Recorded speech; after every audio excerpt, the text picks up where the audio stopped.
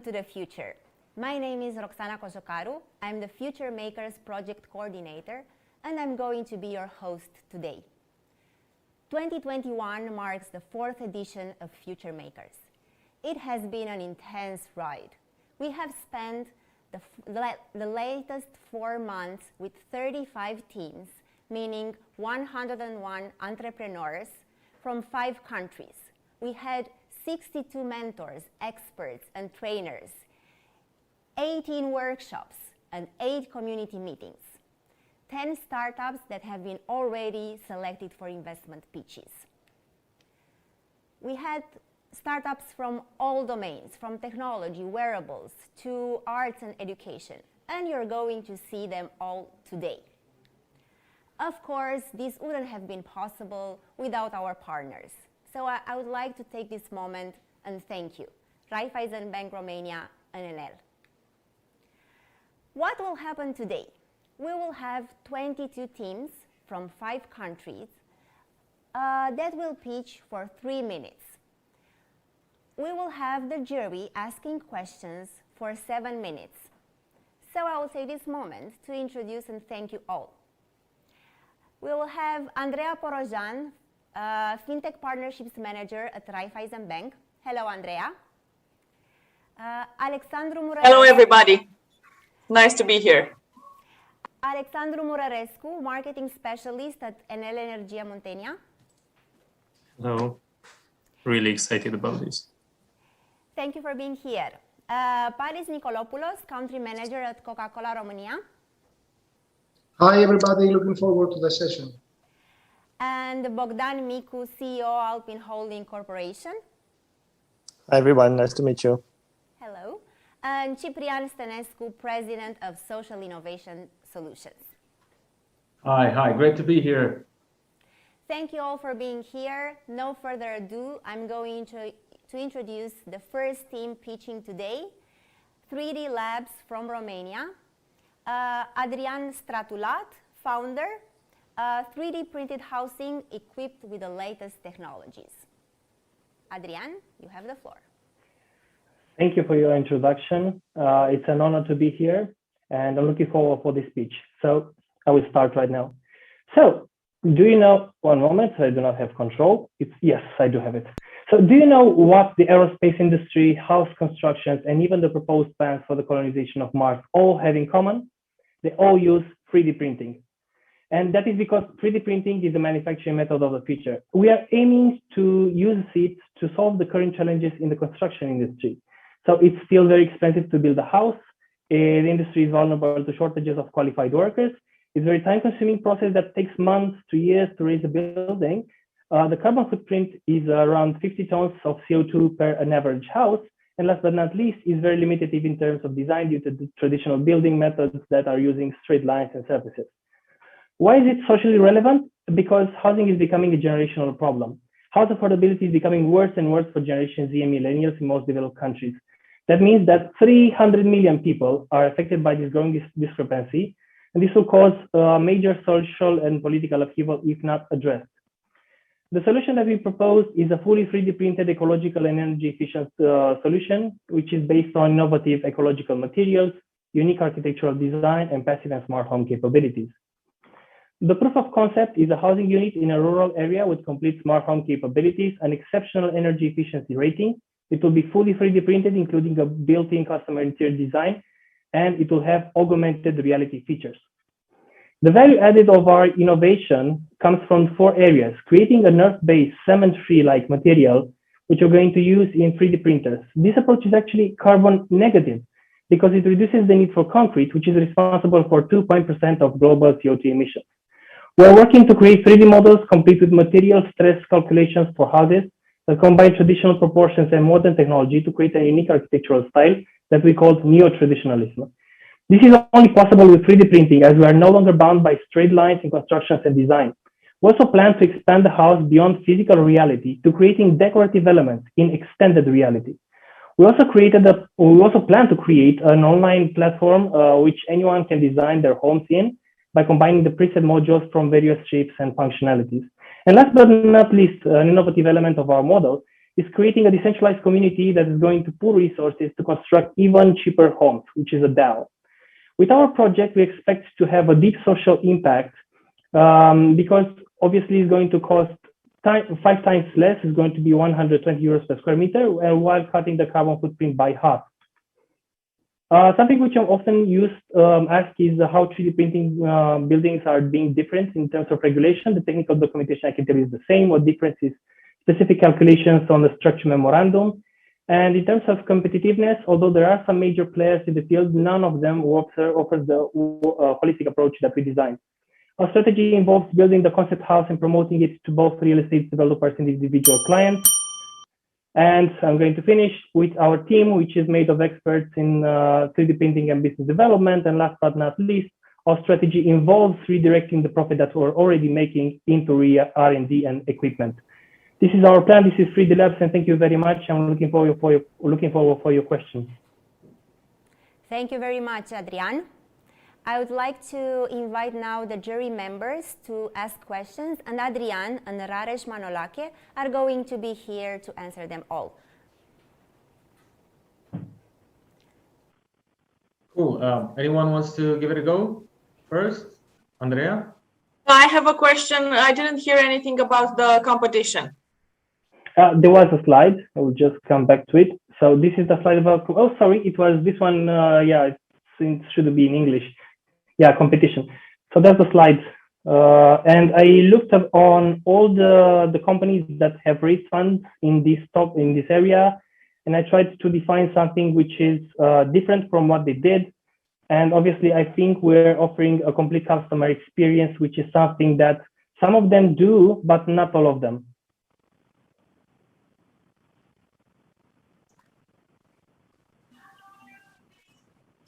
It wasn't very clear, but you could show us the slide, even if it is in Romanian. I do not have, no, just the title is in Romanian. I do not have control anymore. I will just use my my own. One moment, I will share screen. Can you please put up the slides again? Good. So in the meantime, until we get this sorted out, because it wasn't planned, so next time we should see it all. I have a question about what is the next 6 months to 1 year from now. What's the plan? So this is the slide itself. And now to answer your question, what we're already doing is that we're being profitable in other areas of 3D printing where we offer integrated services. So we're already doing prototyping. How we're prototyping, we're also doing in the advertising industry, we're doing trophies and stuff like that. And we managed to raise quite some profitable amounts, which are going to be reinvested into R&D and equipment. Basically, this is our strategy, is an organic growth strategy. And our goal is to strive towards buying the necessary equipment and the necessary materials to start the proof of concept. But the model itself is already being worked upon. So we just need to raise the funds to build the proof of concept.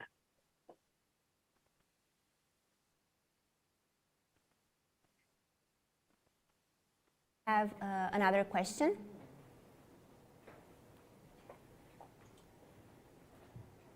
Bogdan, yeah, please go. So I was curious, how is your approach different from the competition?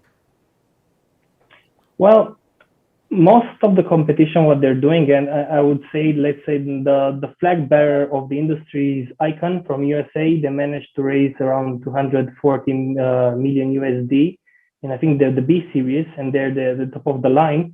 What they're doing is that they have custom building equipment, they have custom building materials, they have very good partnerships and collaborations, but they're not addressing a social issue and they're not doing social entrepreneurship.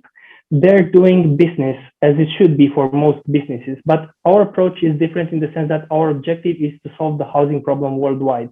And in order to do that, we're going to bring some other few aspects in our model. For example, the innovative social impact driven decentralized autonomous organization model, That's one thing.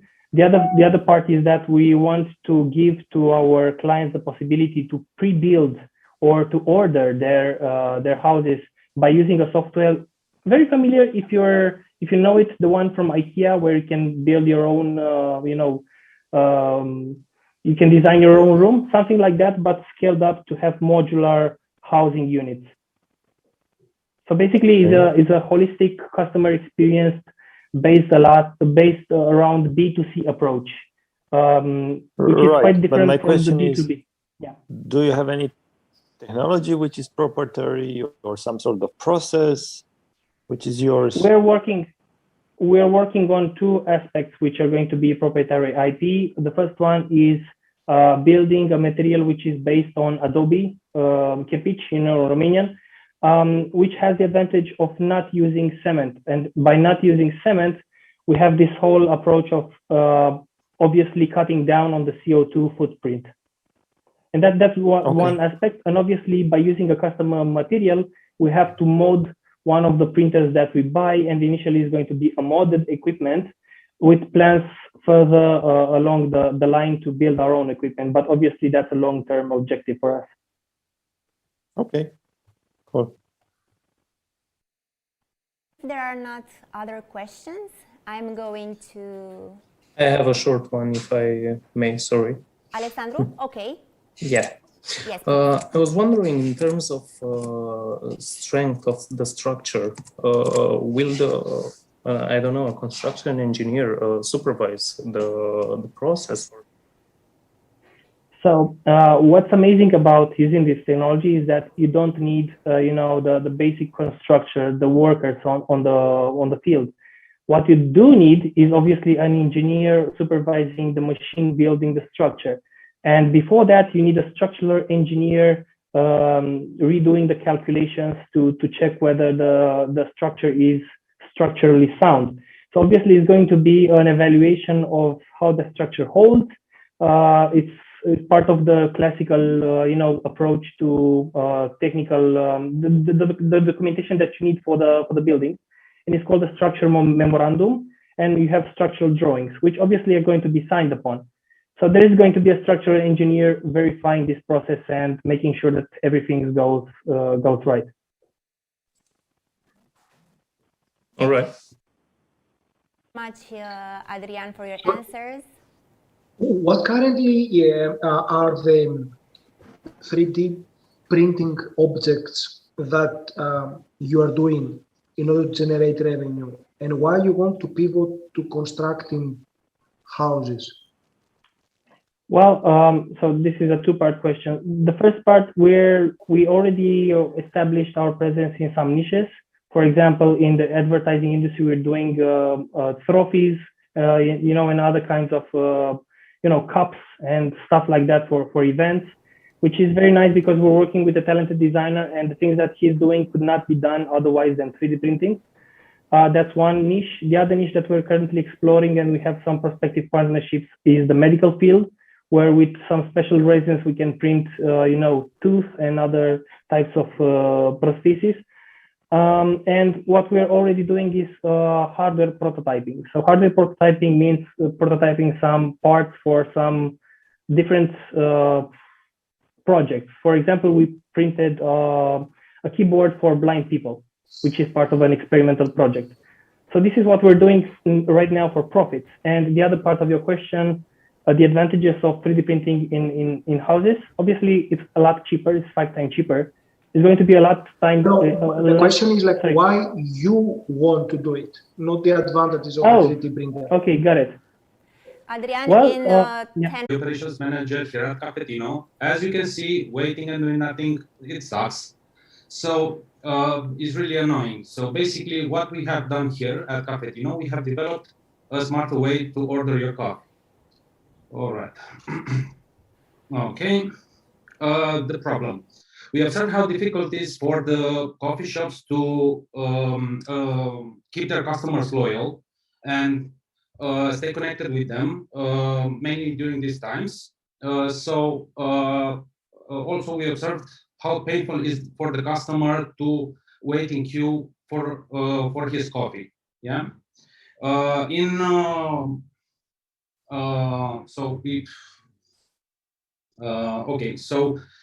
enable customers to skip the queues to order their coffee at the coffee shops. Our solution is an order and pickup platform, which enables the users to pre-order their coffee, pay it online securely, and just go to the coffee shop and pick it up. The advantage for the customer is that it's being rewarded with digital loyalty points within the app, points which he can use for his next order. Okay. In this way, we enable a digital connection between the customers and the coffee shops, and enable the coffee shops to better understand what their customers' needs are and how they can manage them efficiently. Our revenue model is based on a 10% commission on each order placed within the app, but we are looking into other money revenue streams, such as subscriptions, packed coffee delivery, and marketing and advertising fees for the coffee shops.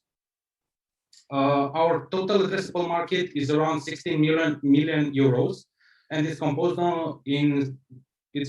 of to-go and specialty coffee.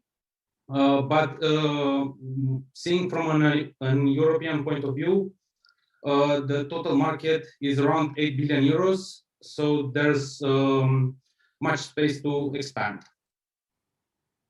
Right. As a proof of the early traction, we have 10 locations in Bucharest, almost 600 accounts created within the app, and the average order placed in Cappuccino is around 18 to 20 RON. Right, what's the impact? At the peak of its growth, Cappuccino can be an all-in-one order management platform for coffee shops, can provide insights about the coffee shop customers, and can and users can spend their loyalty points. Also, we can have an impact on socializing with coffee groups, and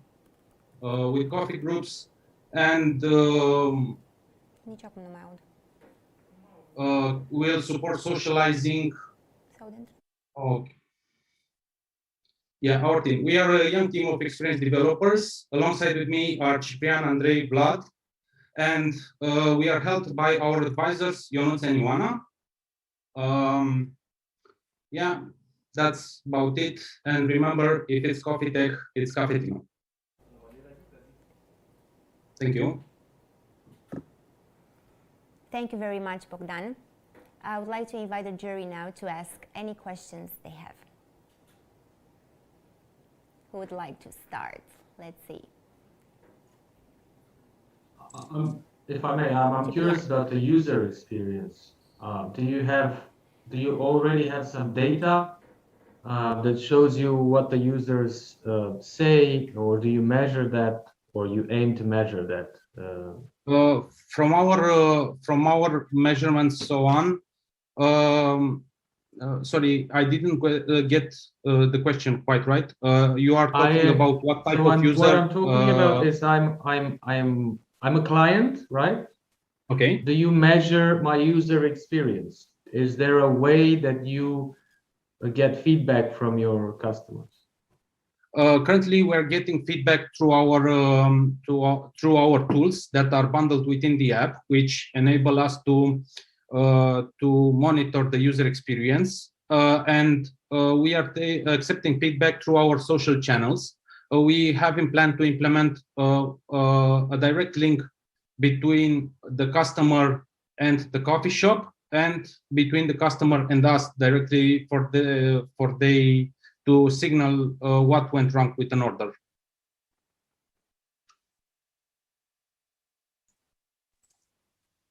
Sorry, just for me to get go ahead, Alex. Sorry. No, it's okay. You started first. Just for me to understand. So I have the app. I'm a consumer, and I find the coffee, and then the coffee is delivered to me, or No, I go and pick it up that's from the catch. cafe. So you have the app, you order the coffee the way you like it, with the options that you like. You select the pickup hour, and then you go to the coffee shop and pick it up with skipping the queue, because the coffee will be there ready waiting for you. Okay.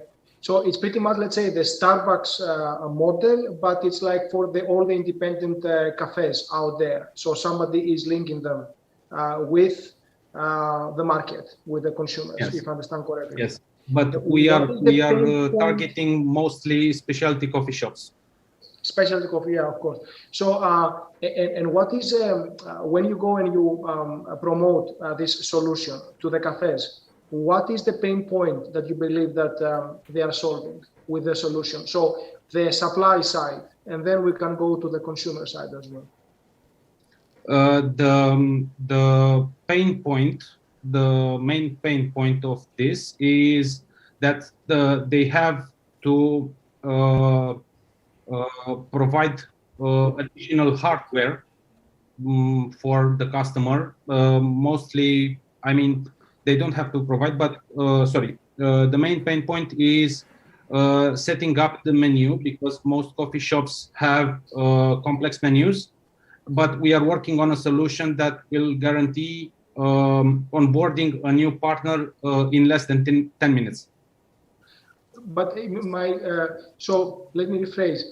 Why they need a digital solution, the specialty coffees, like for example, I don't know, Origo in downtown. Why it needs this solution when people they can go there anyhow offline? What do they do? The advantages for the coffee shop are as follows. They can manage and see when an order comes in with a time frame in advance. They can know when the user is arriving and start preparing his coffee. And for the user doesn't have to wait. He knows in advance what coffee he is gonna get. And basically, we try to link the customer with the coffee shop while limiting the time spent inside the coffee shop. So because of the current can I ask you, why do you think it's an issue to spend a few minutes in the coffee shop? The time a user is spending inside the coffee shop without affecting his desire for a good coffee. Yeah, but how do you know this is an issue? I mean, if we go to pick a coffee and we stay 5 minutes in the coffee shop, it's actually cool. Yeah. Actually, building on Bogdan's point, whenever I go to this specialty coffees, I really like to hear also the story from the... Yeah, and you take the smell and you see what other things they are selling. It's not an issue to sit on the queue, because this is not like a communist queue where you sit for 3 hours, you know. It's like a few minutes. But they are for making some users coffee. that are in a rush, where time is important, it could be an issue. And yeah, most I understand for some guys, but do you know there are enough people where their time is so important that they won't be able to sit a few minutes to wait a coffee? Do you have a number? Did you make a study saying, okay, we have 20% of the clients that buy coffee would not sit 5 minutes in the coffee shop waiting for it? At the moment, no, because we launched in March this year. So basically, we're still building the platform, but we plan to do that. Okay, that's good, but still, you don't know if there's a market for it. Maybe nobody would like to use it, because you first have to go and ask your customers, would you like to have such a product? And if they come back and say in large enough numbers, yes, we would like such a product, please make it, then you make it. Yeah, we based our initial development of rewarding the user for getting his coffee without standing in queue. So basically, as long as we get more users into the app, they order within the app, they get loyalty points, which later on they can spend they can spend at another coffee shop or at the same coffee shop. I understand your question, but at the moment we don't have this kind of data. Okay. I'm one customer that doesn't like to wait necessarily for his coffee, and I prefer it to be optional. If I can, if I want to wait, I wait. If not, and I can pick it up, I want to do that sometimes. My other concern is you said that the customer can pick up a time when he can get his coffee.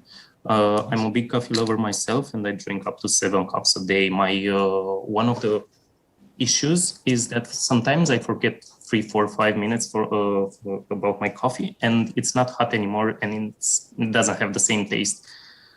Yeah. How do you make the connection between the customer that orders and the coffee shop that delivers the coffee, and how you know that they will dedicate a resource in order to process the orders that come from the app, and not the orders that come from the customers that are inside waiting at the queue? Bogdan, the time is up, so just a very quick answer, please. Yeah, basically the time frame within the app which the user can order is for another 15 minutes. Let's say you place an order now, and then you can pick it up for the shortest time period that you can pick it up is 15 minutes. So basically to allow the coffee shop to know that in 15 minutes you are arriving and getting your coffee, so you can get your coffee hot and tasty. And on the client, on the coffee shop side, the administration app will notify the barista with 10 minutes before the pickup time and 5 minutes before the pickup time, so he can manage his workload to accommodate the order. Thank you very much for your answer. Definitely, I would like a coffee now, but I would like to introduce the next team, Dataphoria, from Greece. Is the first data for good, impact-driven startup in Greece. Anastasis Stamatis. Hey everyone, it's great to be here, and thank you for the invitation and the amazing energy the Future Summit has. So I'm Anastasis, CEO and co-founder of Dataphoria, where we deploy sustainability analytics.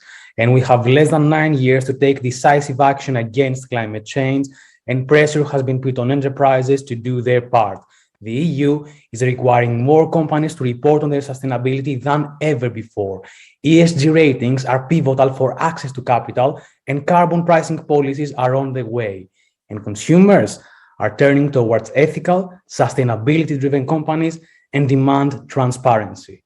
So large and listed companies have to collect a wide range of diverse business data, transform them into the appropriate metrics, and communicate them through sustainability frameworks.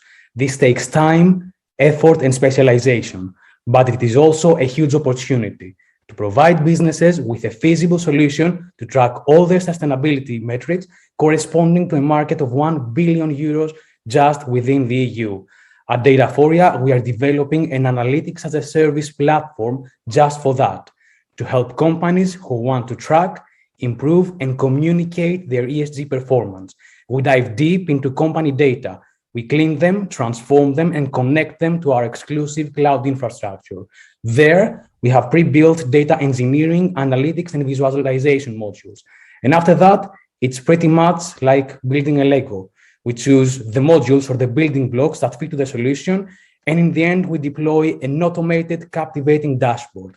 With the help of this dashboard, companies reduce the time and complexity of sustainability analytics, gaining automated real-time monitoring.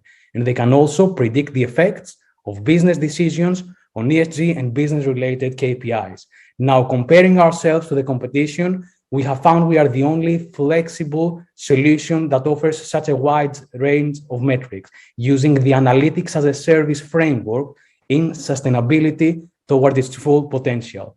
And in the future, we intend to expand our solution to any sustainability-driven private or public entity, from local authorities to impact investors and NGOs, democratizing data for good. We offer our platform for a monthly subscription with a premium cost for the first year to cover setup and costs dropping significantly for the second year onwards. We started in January 2021, and we have been gaining traction and publicity, completing our first paid projects even in this year. We are currently a youthful team of 6, including 2 trusted advisors with expertise in sustainability and public affairs, and 2, actually now 3, since today, data scientists. And we also have supporting mentors with expertise in business, data, and sustainability. And this is us. We are data scientists, engineers, global shapers, sustainability experts, and our common goal is to accelerate sustainability transition for 10,000 enterprises by 2030. We are Data4ya. Right in time. Ευχαριστώ, Anastasis. Παρακαλώ. Fenia, co-founder of Data4ya, is also with us, so you will be both here to answer the questions, to Jerry's questions. What would be the first one?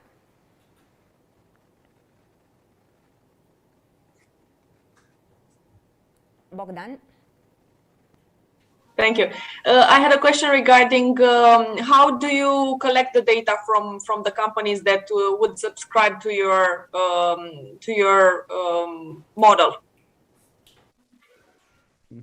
So thank you for this question. This is part of, this was one of the main challenges, and this is why we structured the setup for the first year.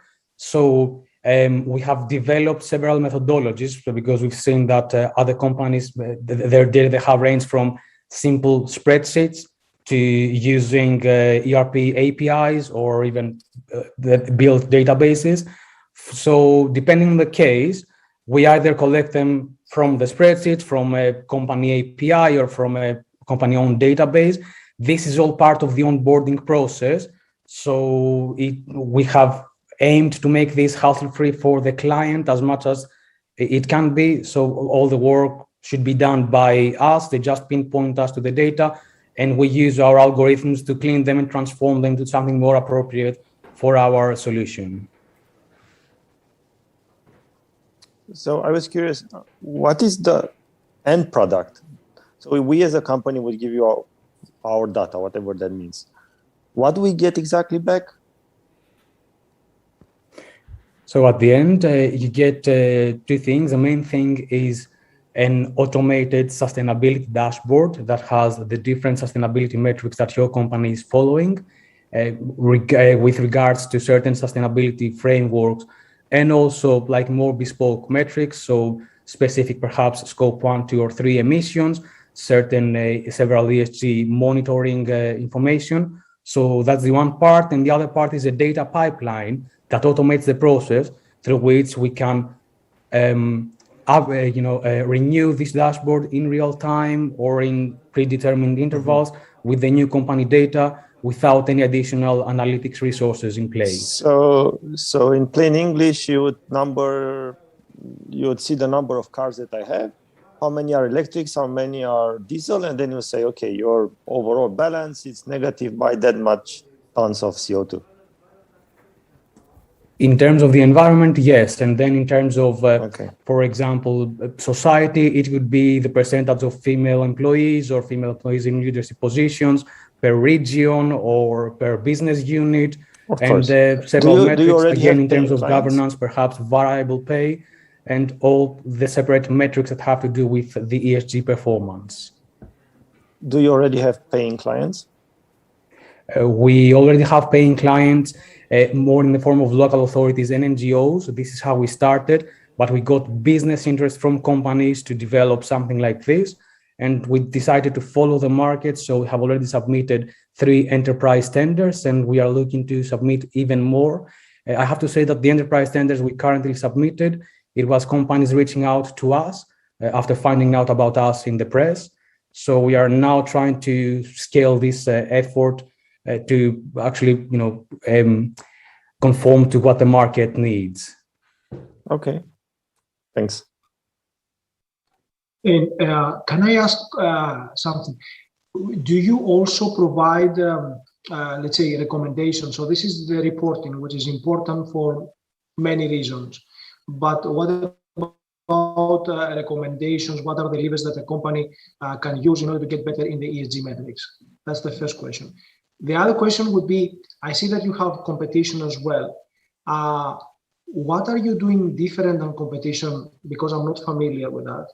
And why is that important for basically your addressable market, the big companies that they are interested in the ESG metrics? Right. So starting with the first part, we do have sustainability experts in the team, and we plan for sustainability, of course, to be a big part of our offering. Data for actually is data for Fourier, data for sustainability. So part of our solution is about providing recommendations, and even more, since we have all the data, you can also project the effect of business decisions on the sustainability metrics of the company. Primarily for the environment, we are looking into ways to do this for society and governance as well, perhaps in the future. So that is something we are able to do and we want to include in our offering.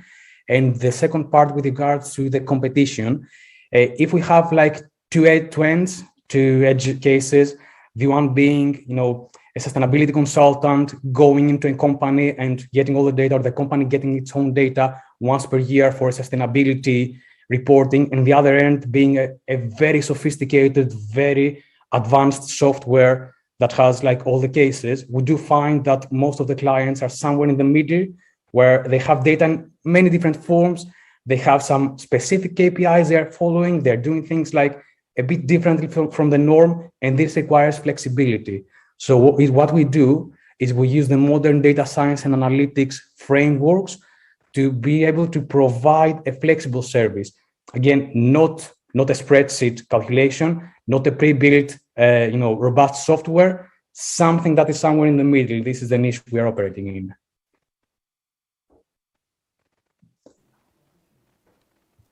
Thank you. Do we have a last question? Yeah, I have Alex, please. Really brief. How do you get your customers? Do you have somebody from sales in your team to sell your business, or what's the way?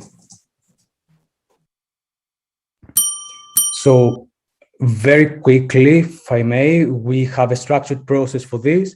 The first is to sit down with the leadership and sustainability departments to arrange the goals, and we go back and decide on what data we need to get.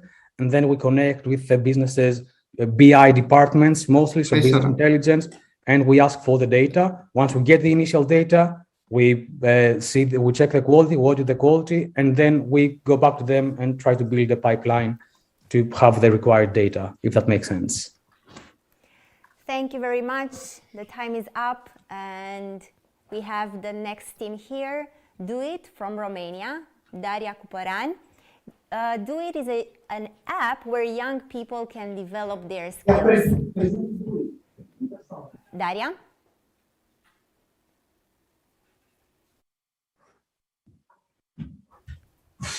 That redefine what's possible in a changing world, where young people work together to become a better version of themselves every day. That's what Do It does. We are building that world. Since the pandemic outbreak, we've all been learning to live our lives almost fully online. But as we all know, this comes with a lot of costs, especially for the young people who use most of their time with what feels like a relief, social media, scrolling for hours, setting unrealistic standards for how they should be and look, which has dramatical consequences on their motivation and self-confidence. So with this in mind, we started looking into what boosts young people's confidence, what they do for their self-development, and how do they learn. 2/3 of the young people we asked use social media, and especially YouTube, when they want to learn something, while just 1/3 of them sometimes use paid learning platforms. While social media is free and can be easily accessed by anyone with a phone and an internet connection,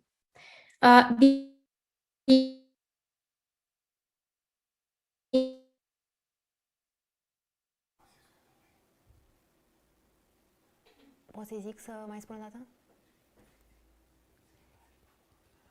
Daria, I think you have some problems with your internet connection, so let's try this again for the past, what you have said in the past 30 seconds. Okay, so you are not here with us. We'll just be waiting 10 more seconds and see if Daria can restore her internet connection. Well, the best thing about live events, when the technical team says just still some time. Well, if Daria is not going to connect anytime soon, we're going to go to the next team if they are on the line. Let's see. Is Daria here? No, not yet. Can we go with the next team, Driving to Independence?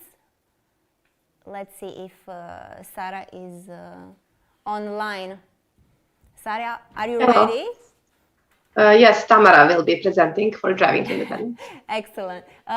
Okay, let's see. We can start your pitch, and after your presentation, if Daria's internet connection will restore, we will go back to her. So, Driving to Independence from Serbia is a company that will provide employment and training to youth. You'll have 3 minutes and then another 7 minutes for the jury's questions. Sorry, I just hear some background noise from someone. From some background noise. Okay, we will also fix that. Let's see from okay, where thank you. does Sarah hear some background noise. Okay, so hello everyone. In order to introduce you better to our idea, I will first introduce you to a young boy named Mitya. Mitya has a difficult life story. His father was an alcoholic and his mother was, she left the family when he was only 4 years old. At the age of 14, he ran away from home and he spent the next 5 years in several different foster care systems, families, and even on the street. After he aged out of the foster care system at the age of 19, he found himself without a job, without family, and without any kind of support. Unfortunately, Mitya is not an isolated case. In Serbia, every year, up to 100 young people age out of the foster care system, and they often find themselves without a job, with all different kinds of health problems, and at high risk of homelessness and poverty. Our team recognized this problem, and now we are offering a solution. We are Phoenix, a delivery service for professionals that provides employment to youth without parental care after they age out of the foster care system. We chose delivery service because it is a job that doesn't require high qualifications, but provides valuable experience in driving and soft skills. And also we saw an increased need in the market for these type of services. So our business model is simple. We are B2B, providing delivery service to entrepreneurs and small enterprises, and providing employment to youth without parental care. So we are offering value both to our customers and to our employees. In the research we did, we saw that for the last 5 years, delivery service industry has been increasingly growing. And that results in market needs not being fully met with current offers, which then results in 9 out of 10 business owners being unsatisfied with delivery service they are getting. So right now, our enterprise is in the incubation stage. We are currently building our brand and developing our marketing strategy. We already connected with NGOs that work with youth without parental care and other youth at risk. And we already mapped out our first clients with which we will sign long-term contracts and pilot our service. We will start small, but we are aiming high, and we will scale our business in the following years. So our team started working on this idea 14 months ago. We participated in RISE project, international project, and we were one of the winners on the national level. So the Future Makers Grant will help us accelerate our scaling with helping us buy more eco-friendly vehicles for our business. So to conclude this story, if you remember Mitya from the beginning, and if you're wondering what happened to him, when he aged out of the foster care system, he got into the military service, where he got his driver's license. And that helped him get a job as a driver. He built a career out of it, and he retired actually 2 years ago. He also got his own family. And today, his daughters are trying to make an impact in their community because they know how much it matters. Thank you very much. Thank you. And thank you for adapting so quickly. This is No worries. what entrepreneurship is about. What questions would you have? Who would like to start?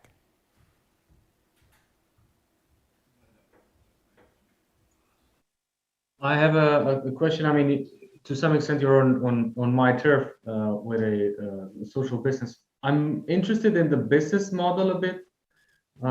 Who pays for what? Can you rephrase how the business model works? Of course. So we are starting with some investments with the grant prize we won, and we are going to do crowdfunding campaign. But after some initial investments, we will be self-sustainable because we will provide delivery service, and our business model will continue to work that way. We estimate after 1.5 years, we will be self-sustainable. Did that answer your question? Sorry. Not really. Please. I was curious, what's the main cost of your business? I mean, what's the main type of expense that you have, the bulk of your expense?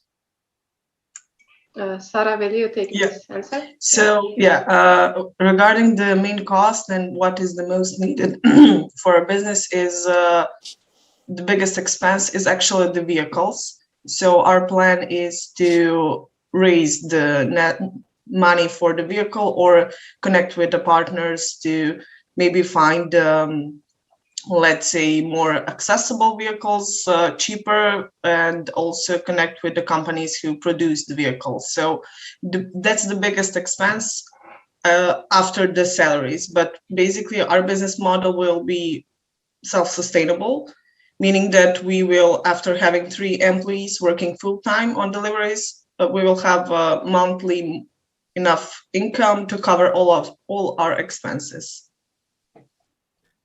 Okay. Yeah. Hi. So really like the story and the cause. My wonder is that the last mile delivery business, which is also like a booming business, has very thin margins, has a big competition and big players. They are not really making a profit.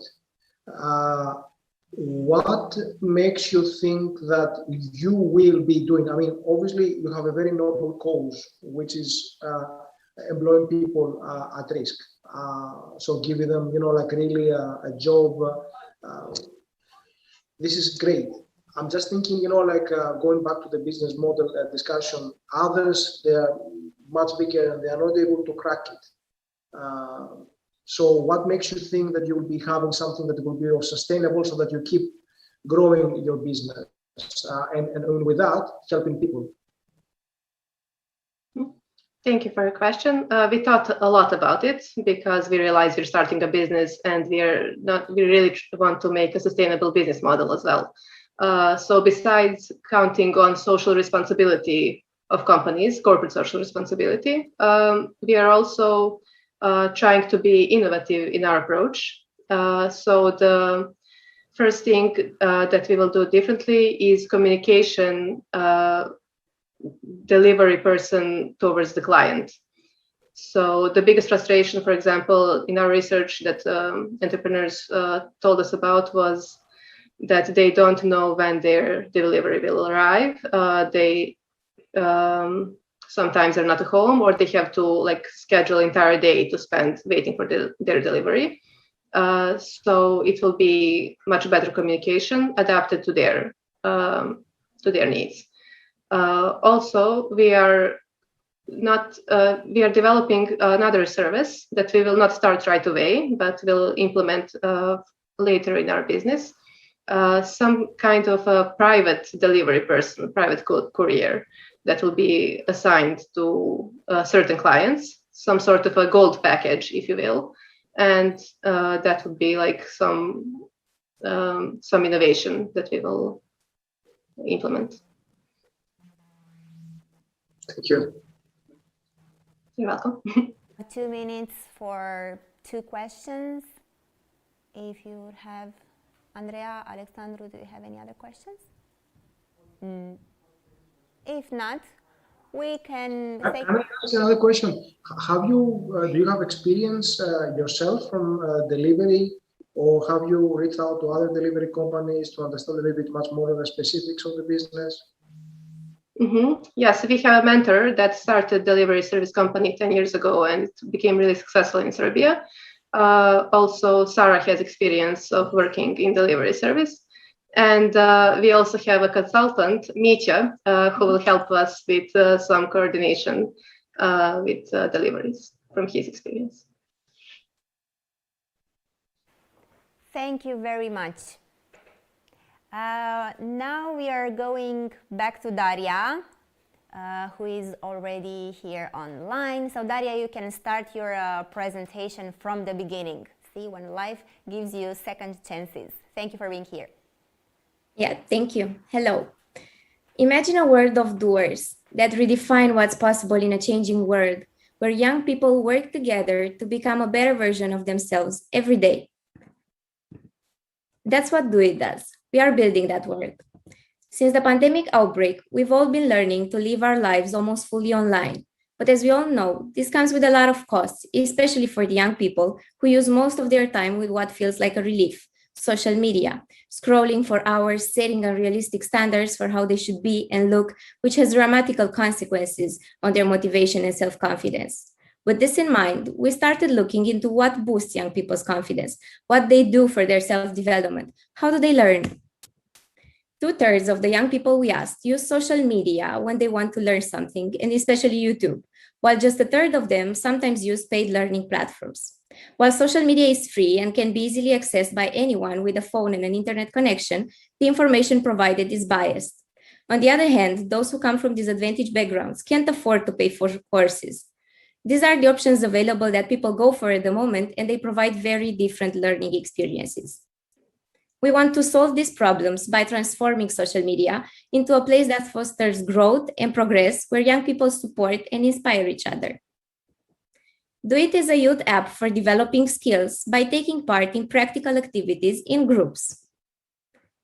We focus on developing in our users the 4 skills of the future: problem solving, technology, social, and self-management skills. Good. So now let's take an example, Andrew, a young Romanian student who wants to learn more about programming, which he thinks might lead him to a successful career. Andrew looks at what other people did and gets inspired and motivated by their achievements. He then starts to explore challenges from his interest area and soon finds one that he can join.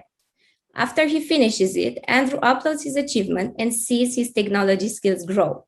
And now that he learns something new, he can complete the learning cycle further by launching his own challenge for the IT geeks.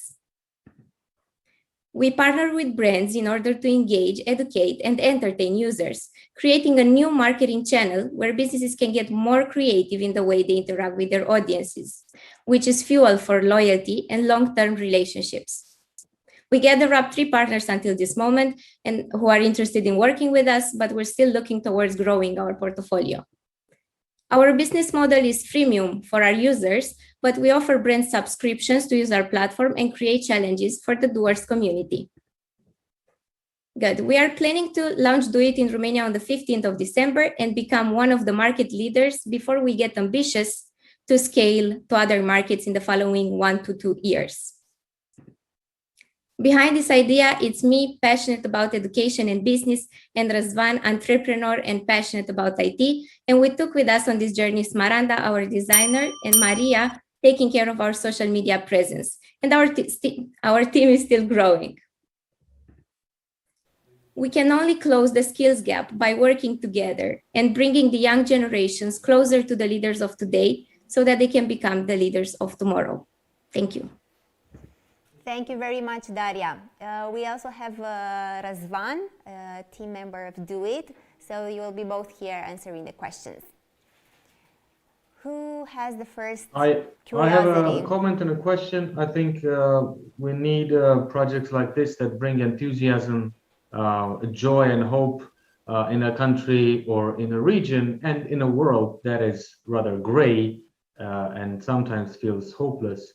I have a question about how do you see how do you think you'll convince people to actually join this and eventually help you with your business model? Yeah, well, this is our target group is usually at the age when they are starting to discover what they like and they want to explore what are their interests and they already have this behavior of learning stuff and developing skills. But now we provide them with the friendly, user-friendly platform they can that can produce a chain reaction. So first of all, there will be, people who are very self-motivated and want to learn new stuff. But eventually, it will be a chain reaction, and other people will join. This is how we see it. Thank you. Anybody else? Andrea? Thank you. I would first of all like to congratulate the team for the idea. I think I also think that it is a much needed solution for the young generation and for the teenagers to get more engaged and to get engaged into real things and to find out what they really want to do in life. I think it has a lot of potential. The application, if you use the right metrics and also the right tools. Have you thought about gamification tools to integrate with your solution? And also, if you have any, my question was if you have any psychologists on board the team who can help you understand how to reach out better the young generation. About the gamification, we've been working on something, or it's kind of gamified the fact that you can track your progress. No other social media app allows you to see how your skill set expands after every challenge you do. So this is part of the gamification, but with time we will introduce, after we launch the MVP, we will introduce more features and work on it more. And if you can remind me your second question. If you have any colleagues that help you, or if you think about any psychologists that can join the team, which can help you better understand the human psychology and to try to get some innovative ways on how to, or ideas on how to get more people and more teenagers on board. In order for you to understand how the teenagers understand life, how they react, and how to better contact them. Well, first of all, I used to work in education with young people. And we did a lot of research before we came up with this idea, and of course we asked people as well. But yeah, in the future we would really need education specialists and also psychologists so that we can provide our users with the best experience that can create as much impact as possible.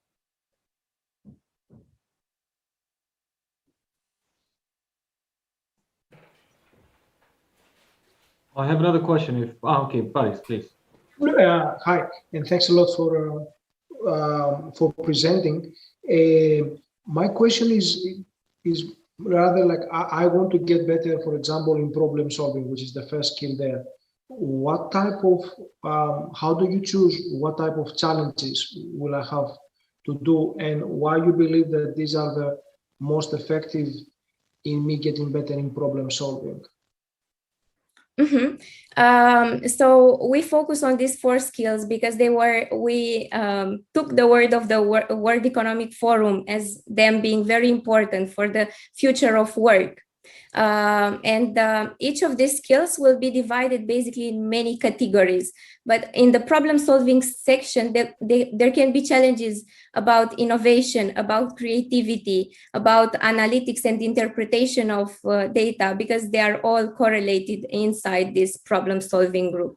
I hope I responded to your questions. Yes, and could you be a little bit more specific, or have you developed something like a specific challenge yet for, I don't know, like the analytics that you mentioned, this aspect?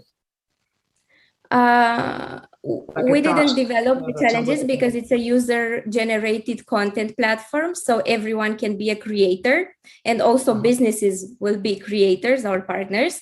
But I can think of an example. Maybe it could be, you know, like a statistics problem. Someone could just create a challenge like a statistics problem that you have to interpret some data and provide your result from a perspective and connecting the dots. I don't have a more concrete answer right now. I would have to think more about it, but I hope it's okay. So this is what I didn't understand from the beginning. So basically, the other businesses, they will be given basically the tasks to be solved using your platform. They will be classified in the right skills area that you want to develop, and then accordingly the users, they will be solving them. That's how it will be working? Yes, exactly. Okay, and also users create challenges. So on one side, users create challenges, and on the other side, businesses and our partners. But in the problem-solving skills, for example, since we also integrate creativity, it could be even like graphic design. So create a logo using future makers, a new logo for future makers, for example.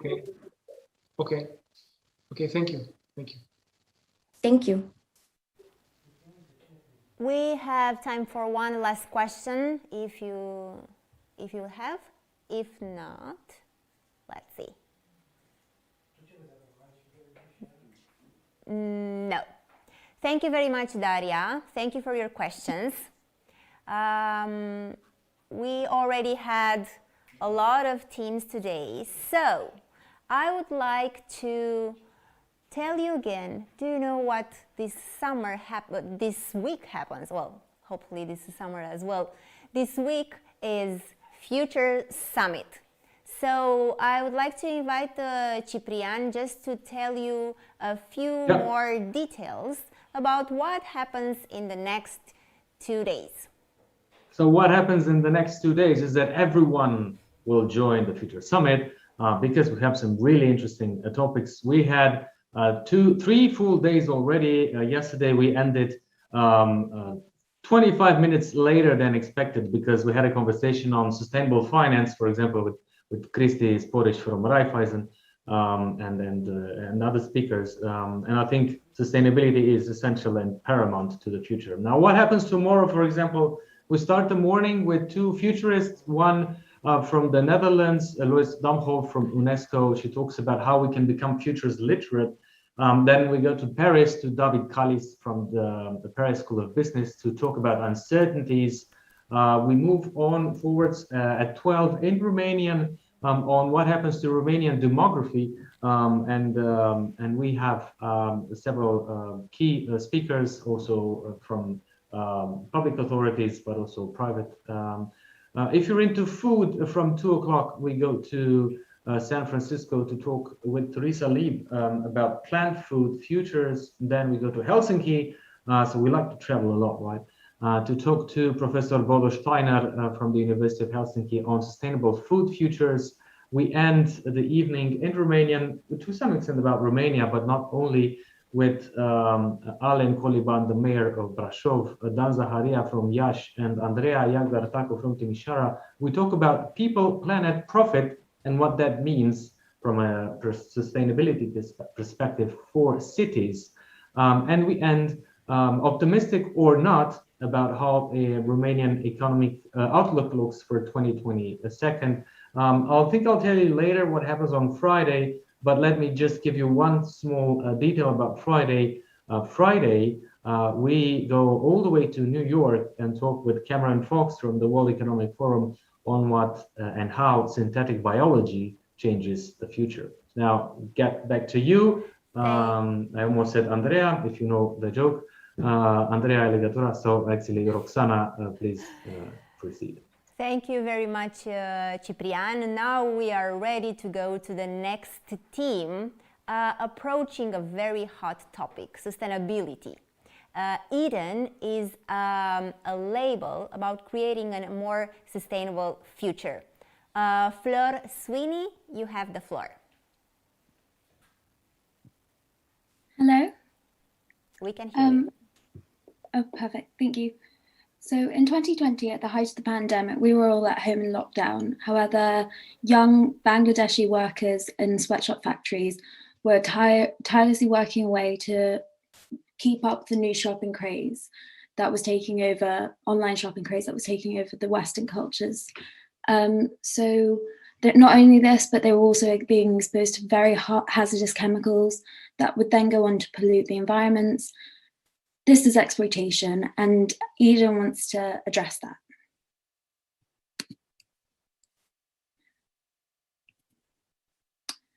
So transparency is lacking in the fashion industry, and we want to create a platform to highlight and celebrate the brands that are being transparent in their supply chains. Eden would have a standard for brands, and then when brands meet these standards, they would be able to trade on our e-commerce website. These standards would highlight sustainable issues and assure Eden brands only implement sustainable practices. This is our unique selling point. Eden's digital platform would convey the product certifications and similar projects from other brands, so that conscious consumers are free to determine the integrity of each garment themselves, though our aim is for our consumers to know that when you shop on Eden, you don't need to worry about how the garment was made or where it was made or the uses, what was used. You must only worry if your size is still available. Our aim is to take the responsibility off of the consumer by offering a free service that assures they're making smart choices and also offering businesses access to a competitive market.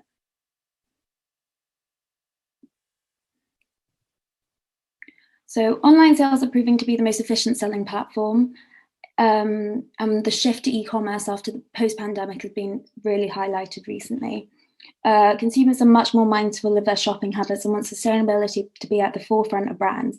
This needs to be easily conveyed and in order to retain attention.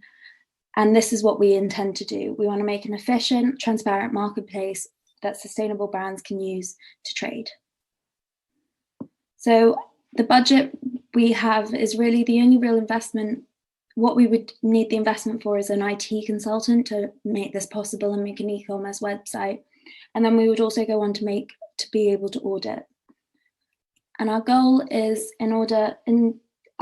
to start off with the B2B market and build our network of brands, and then we would move on to B2C trading, which would then create a profit. Our revenue streams would be significantly based off of click-through commission, and we would hope to build our audience so that we could use ad revenue once we created an e-commerce website.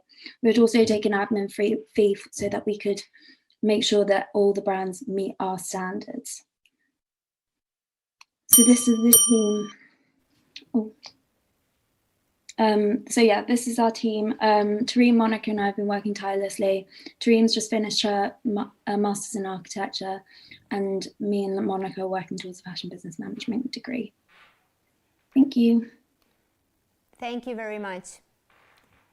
Now we are ready for all your curiosities. Who would like to first? I have two curiosities. A very simple one, which is about the naming. Why Eden? But that's trivial to some extent. And then second one, let's say you get some money, you find some money, some investors even. How is this working in 1 year from now? Can you explain to us what happens from a user experience? I go online, what do I find in Eden besides Adam and Eve? What else is there? So Eden, we chose the name Eden because Eden is seen as the Holocene of all sustainability. It was seen as the most sustainable planet we've ever had. And so that's why we chose the name Eden. A year from now, I think we want to be making our e-commerce website. So for the next 6 months, we want to be working on building a large variety of brands so that when we come to the consumer and we're there to offer up our e-commerce website, we have quite a large variety. And so say you Google eden.com in a year, what we would hope for it to show up is a normal e-commerce website that would show, say, jumpers, t-shirts, dresses. And then when you say if you were looking for a jumper, you go onto the jumpers aspect of the website, and then you would see a variety of jumpers from various different brands that we know would be sustainable, and we would certify that they would be sustainable. Does that answer your question? And would I, so for example, let's say I open Eden and I want to buy some shoes, right? Mm-hmm. You are an intermediary to some extent between other websites and producers. So I would actually get the shoes from some other company. So you're not doing any logistics, right? Just to make sure. Yeah, so no wholesale, no. We would just be aggregating almost all of these sustainable brands. Okay, cool. Thanks. Thank you.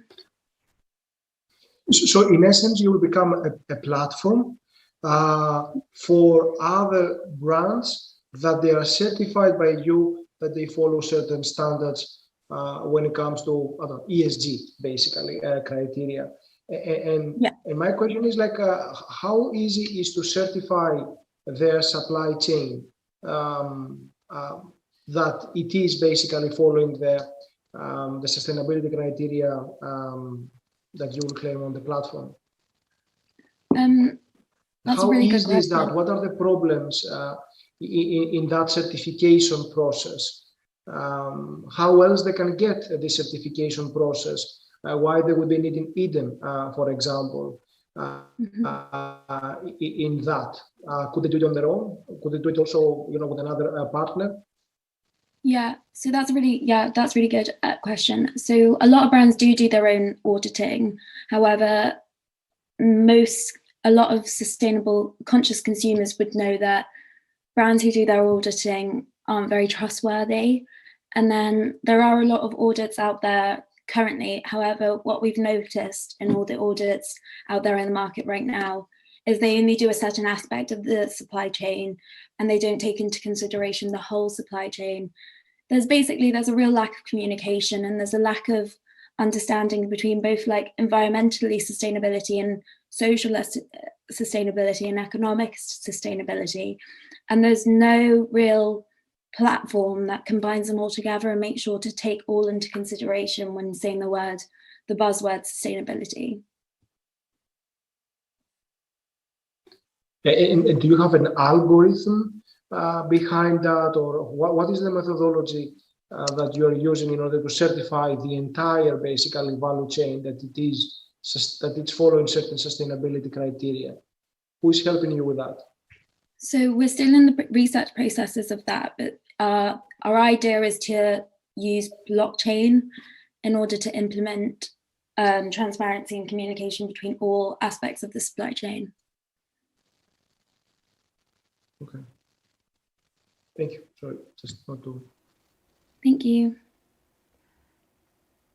Do we have a last question? If not, we can go to the next theme. Thank you very much, Fleur. Thank you so much. Now we are going to Serbia, where we will have Mary Larson presenting House of Urnebes, a very cool place for global artists. Mary, are you with us?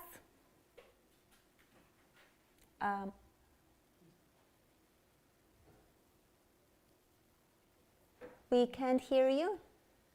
Well, can you just double check your sound, please?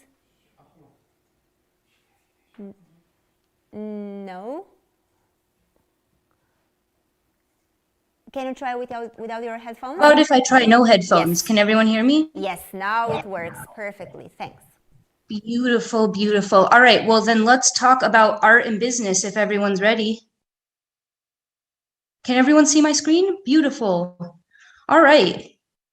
Throughout history, artists from different backgrounds have come together to create amazing and unique artwork that spans across different cultures and artistic mediums. In fact, 95% of artists say connecting with other artists is necessary for success. And our team has witnessed firsthand the power of bringing artists together. My partner Nenad cultivated a large network of Balkan artists and musicians while running a Serbian culture house in his small village. And I'm Gina. I founded Artists of Peace Corps, an online community of 300 plus American artists who have experience living and working in rural communities around the world. I met Nenad while volunteering for an artist colony hosted by his organization. For 2 weeks, we watched artists live, create, and collaborate together. However, we also listened to artists discuss how it's often difficult to connect with other artists outside of their own communities. Since then, Nenad and I have been working on creating a space that can act as a permanent artist colony for our ever-expanding community of artists. House of Urnebes will combine an artist co-working space, dorm-style rooms, and a coffee shop that can double as an event venue. Here, artists like DJ Zirk from Denver could meet up with Loffer Band from Kosovska Kamenica for a jam session, or Andrew from LA could collaborate on a mural with Tamara from Montenegro, or maybe even Iroda from Uzbekistan could teach some new moves to the local folklore dance team. The opportunities are endless. House of Urnebes will be located in an old family home 45 minutes outside of Belgrade that's been empty since the end of the war. Because we already own the space and don't need to pay rent, our operating costs will only include employee salaries, coffee shop stock, and utilities. House of Urnebes will generate revenue through coffee shop sales and bed rentals. Our operating costs, which are estimated to be around 3,500 euros per month, can be covered by the equivalent of 2 overnight stays and about 40 coffees sold per day. Despite completing major renovations this year, we were still able to host 7 foreigners and organize 3 concerts attended by about 30 locals each. With the help of future makers, in 6 months, we can have a coffee shop and event space operational from March to October. In 1 year, we can list the hostel on Airbnb and other booking platforms. And in 2 years, we can be operational year-round. But for now, I'd like to thank you for considering to help bring the world to Smederevo and Smederevo to the world using art. Thank you, and I welcome any questions. Thank you very much. Definitely, we need more art and more spaces for artists. If it's okay with everybody, I'd like to invite Nenad into the room. He's outside to not distract me while presenting, but he's here to help answer some questions as well. Okay, perfect. Lovely. So I have a question. I mean, as Roxana was saying, I think we are in dire need of reconnecting to ourselves and to culture and especially cooperation among cultures and people. What I'm curious about, so let's say 1 year from now, you have 10 artists from 4 countries, right? And this, the art that they would do together, would this, or can this leave this small city, as I understand? Can you make it digital? Can you, make this a space that exports, if you like, this philosophy of cooperation and doesn't just happen in a concert where 30 people come? So hi, Nenad as well. That's all. Hi, yeah. Fantastic question. I think the essence of the business is less so the space and more so the community. So we would definitely like to have an online platform aspect to the whole thing, where artists can continue their connections and the benefits that come with that much farther beyond just when they stay in the space. Yeah. Before they come and after they come, so they can have a connection with the space. We are thinking even right now, before the space is open, to experiment with some virtual artist colonies, maybe some partnerships or something like that. Does that answer your question? Yeah, it answers, and I also think you should talk to your colleagues from Panorander, one of the teams that also pitches later on, because there's significant potential there. I don't know if Andre or some of the others are hearing this, but I sense there's a lot of potential of digitalizing this art and taking it out from locals. Thanks a lot. Thank you. Yep. I also was thinking the same thing. Hi everyone. So like going to the area of NFTs, that is basically trending. But before that, have you spoken with other, let's say, similar projects around the world or in the area here to understand what are the problems that you will be facing? You know, like because obviously you are entering into a big project. Have you considered perhaps, you know, like as a first, perhaps to create digital, I mean, obviously the physical connection is very important, you know, like for creativity, but in prototyping this, did you do something on a digital aspect, connecting artists together? Yes, so thank you for your question. Like proof of concept, and whether you reach out to other houses as well. Yeah, and other houses, yes. So to answer your first question, we definitely would like to open this in phases to test its feasibility along the way. Phase 0 being testing some sort of virtual collaborations or partnerships that I was mentioning earlier to make sure that artists themselves are interested in connecting, which we've surveyed them and they pretty much are, but to kind of work out the logistics of what connecting artists before and after their stay would look like. Phase 1, right after that, would just be opening the event space and having space for artists to come and stay and perform and whatnot, and then building all the way up to a full-blown hostel, coffee shop, and co-working space. We've seen similar models. There is one almost identical in Colombia that works as a artist colony / hostel. And there's another one in South Africa that's basically a street of hostels and co-working spaces. And what did you learn from these guys? Pardon me? And what did you learn from these guys in Colombia or in South Africa? What was like a big aha moment? Actually, we learned exactly what you're saying right now, is that the community needs to exist without the space to make the space work. It's because these spaces are often not located in urban areas that travelers might be going to anyway. It's a destination in itself, and therefore people need to be connected and have community buy-in with the location. And this comes through community building now virtually, and this was only amplified through the problems that these spaces encountered during the pandemic. Obviously, a lot of spaces that were co-working spaces and hostels couldn't operate during the pandemic, and these virtual communities became much more important. Thank you. Thank you.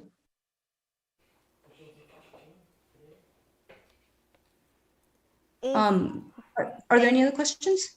Thank you very much, Mary and Nenad. Sure. If there are not any other questions, we will go with the next team. So, for the next team, we're going to mix technology and mental health problems that unfortunately are too many these days. But the next team, Inno-VR, has a solution for them, using VR for mental health problems. Eduard Butaru, you have the floor. Hello, do you hear me? Yes. So please allow me to introduce you into the world of Inno. Inno is a platform in the area of mental health, which aims to achieve viable content through research studies, applications, and 360 degrees videos through VR technology to add value to standard therapies in treating depression, anxiety, and phobias. Therapies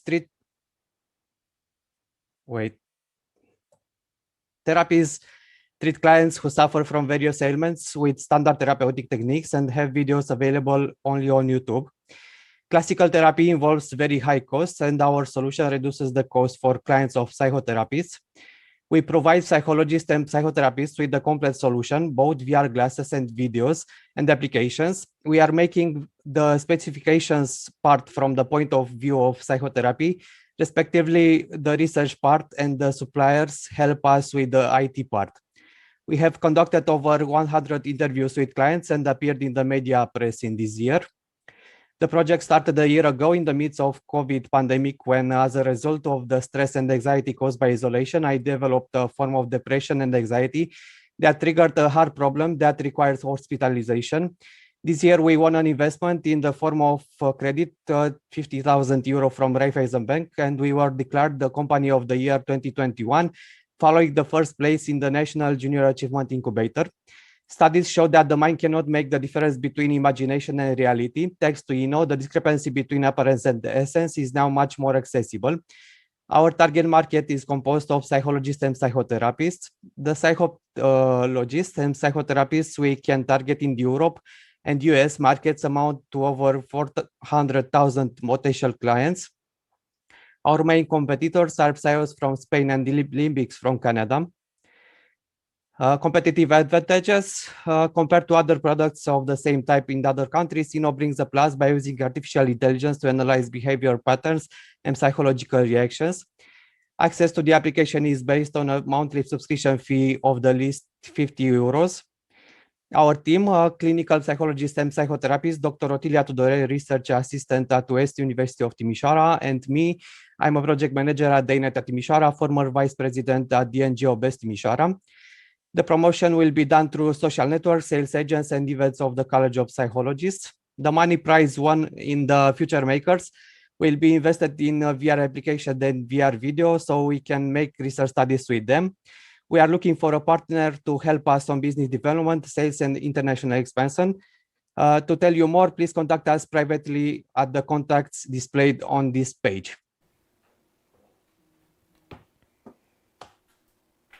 Thank you very much, Edward. Right on time. Otilia is also going to join us and answer the jury's questions. Yeah, I'm going to kick it off with, first of all, congratulating you for getting a credit, which is not an easy, it's not an easy task, and I'm happy that our partners from Raiffeisen were also courageous enough to do that. Now, I want to talk about courage and going forward. Why would a psychotherapist trust you? Why would they have the courage, to some extent, to use something that looks very? I presume it's not very popular or very used, right? So why would somebody from Yash or Belgrade, it doesn't matter, trust you? How do you sell this to doctors? Hello, I will answer. We based our product on literature reviews and studies that show that VR is efficacy tool to increase the results in psychotherapy. There are already many studies that show that VR can be used not as a form of therapy, but as a tool to increase the visibility, image, professional image, and also and more important, the results of the therapy.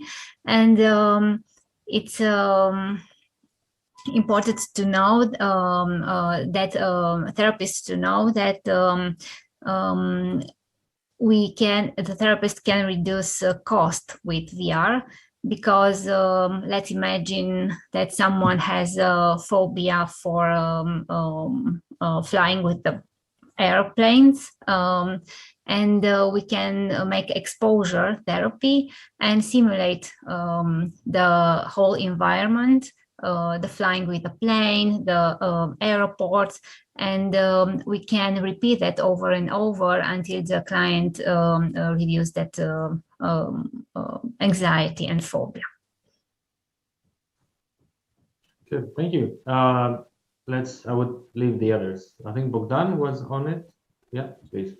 Yeah, I was curious. Can you give us an example of this scientific literature that you were saying? Like, do you have a study where comparative, placebo, double-blind, something? How many people use VR? How many people use antidepressant or something like that? And like something hard that we could understand why VR would be another option, better or at least similar. Now, the study are not the aim of the studies are not to show how many people, how many therapists use VR, but the efficacy. And yeah, the efficacy. Yes, Giuseppe Riva and colleagues in this year and last year, for example, made a lot of study of to show these kind of results. It's also a journal that publish a lot of paper like this. Even in Romania, next but this week. A hard example. You had 50 subjects, and I don't know, 30 of them used VR and got better or didn't get better. How much they got better? Do you know any such example? No, I don't. I mean, studies work with different kind of population as a number, and they are the aim of that kind of study is to show the efficacy of one kind of application, mindfulness through VR, for instance, or and we as a therapist, we can base in our work on that result. Okay.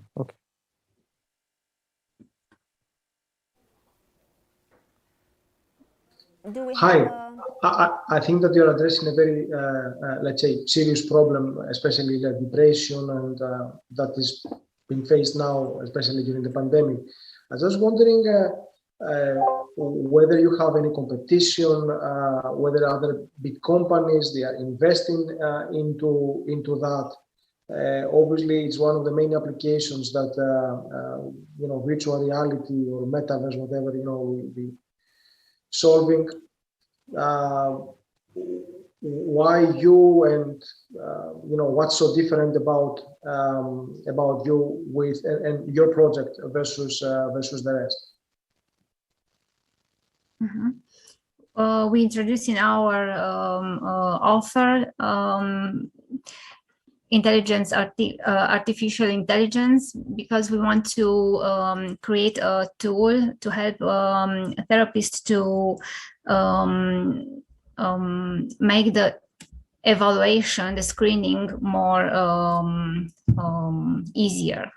For instance, if someone came in the therapist's office to be evaluated, we use now pencil and pen, paper and pen option, and then we score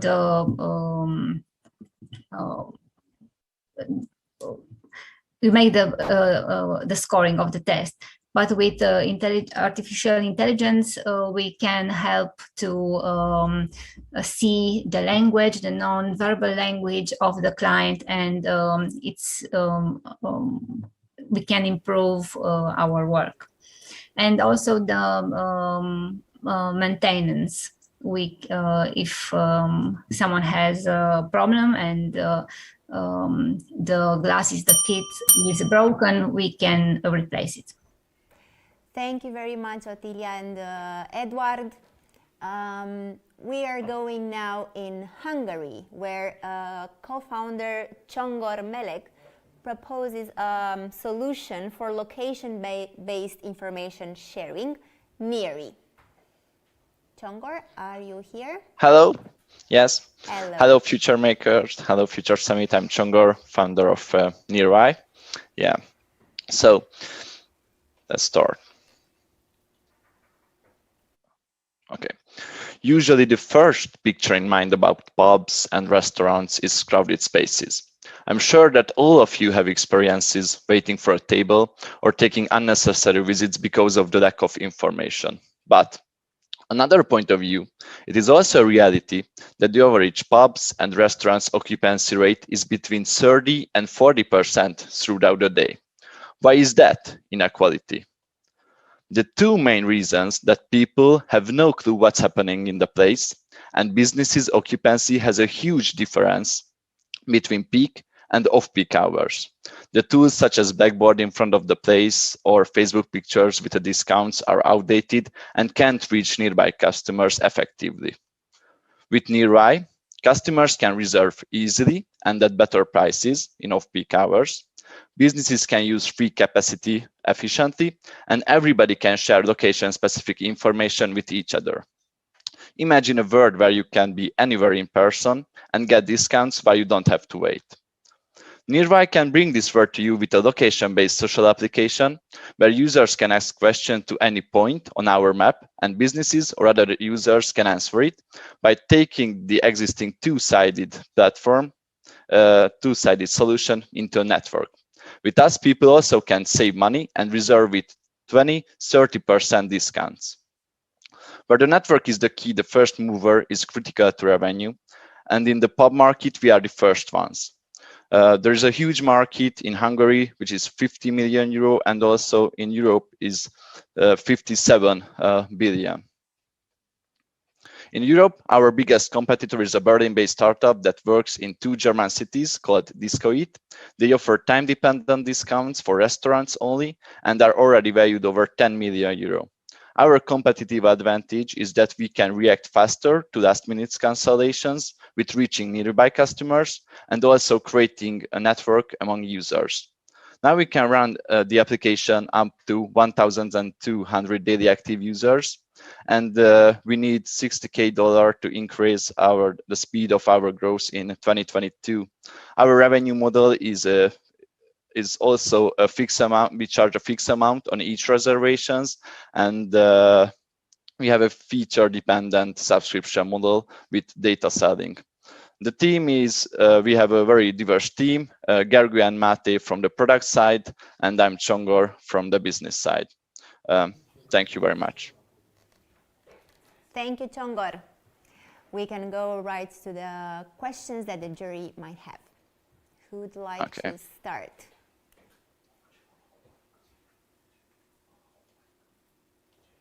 Ciprian, do you have a question? Yeah, I'm gonna go. I was waiting to see. Hi, guys. Really like your energy, and I think that's also important. You said that you would be the first. There's nothing like this in your country, you said. Yes, it's true. There are reservation systems, online reservation system, like a Polish one, Restu, but with location and time-dependent reservations. Yeah, we are the first one here, and in Europe there is another one, which I said, Discoit, and it works with only time-dependent discount. So you get 10 to 50% discount in off-peak hours, like before 11 a.m. or something. Can you hear me? Sorry? Okay. So apparently today I'm the user experience guy. Can you, guide us? So let's say we're in Budapest, we're at the Deakter. What happens? Can you, tell us a bit what's the user experience? Yeah, sure. So, for example, you are at the actor. We can search nearby restaurants where you can reserve a table for you and also for your friends. And we list your nearby offers, which is not farther than 500 meter from you. And you can also take location specific questions. So you want to know what is happening on your favorite bar. You just pin a question, for example, how many people there, or what's the music, and the other user is currently there, or the business or our partner business can answer you this question. So just a little addition to this, sorry. So basically you just imagine that you are standing somewhere and you want to do something, I don't know, eat out or eat in or just drink something or go to a freezer, whatever. And around you there are those places, amenities.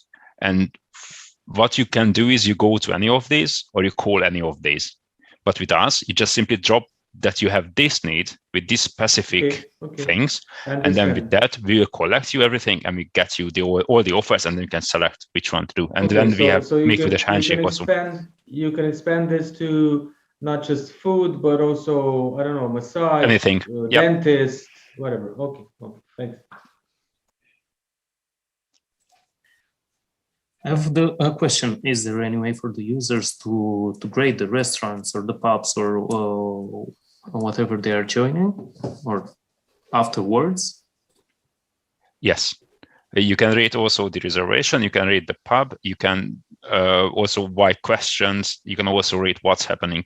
But basically all of the places will have a wiki page. We call it a wiki page, info page, whatever you want to call it. And basically the places can fill it up. Plus, we also want to integrate, the emerging questions and the user actions into this via our method. So basically, let's call it an AI at the moment. So, if there is a question which emerges lots of the time, then we will also incorporate it. Why? We can also push it to the place that, hey, this question emerged a lot. What if you put it into it, or we put it into a user section where all the results of any, I don't know, ratings can be seen. So, but yes, basically the question is, yes, we do have the user interaction in a way that you can rate and add any comments to these things, which is visible to other users. Paris, please. Hi, and thank you. So basically, what is really why somebody should join the platform? Is it for the offers? Because like some of the other elements, like the social aspect, or the how busy is an outlet, can be seen, I don't know, from Google. Like you have this all of these diagrams. So what is really the compelling? What will compel you to come? But on Google, you can see only trends, I think, not real-time data. Yeah. Sometimes it might be sufficient, to make a decision. I'm just thinking, what is really the biggest competitive advantage in your value proposition? Okay, yes. First, we select a specific area at the heart of Budapest, and we are already working with a franchise called Legjobb Kocsma with 40 business partners. So first, we want to set this reservation system, which this time-dependent and location-dependent reservation system. And we want to convince the bar's existing user base to use our app. And after that, we have a larger user base in a specific area.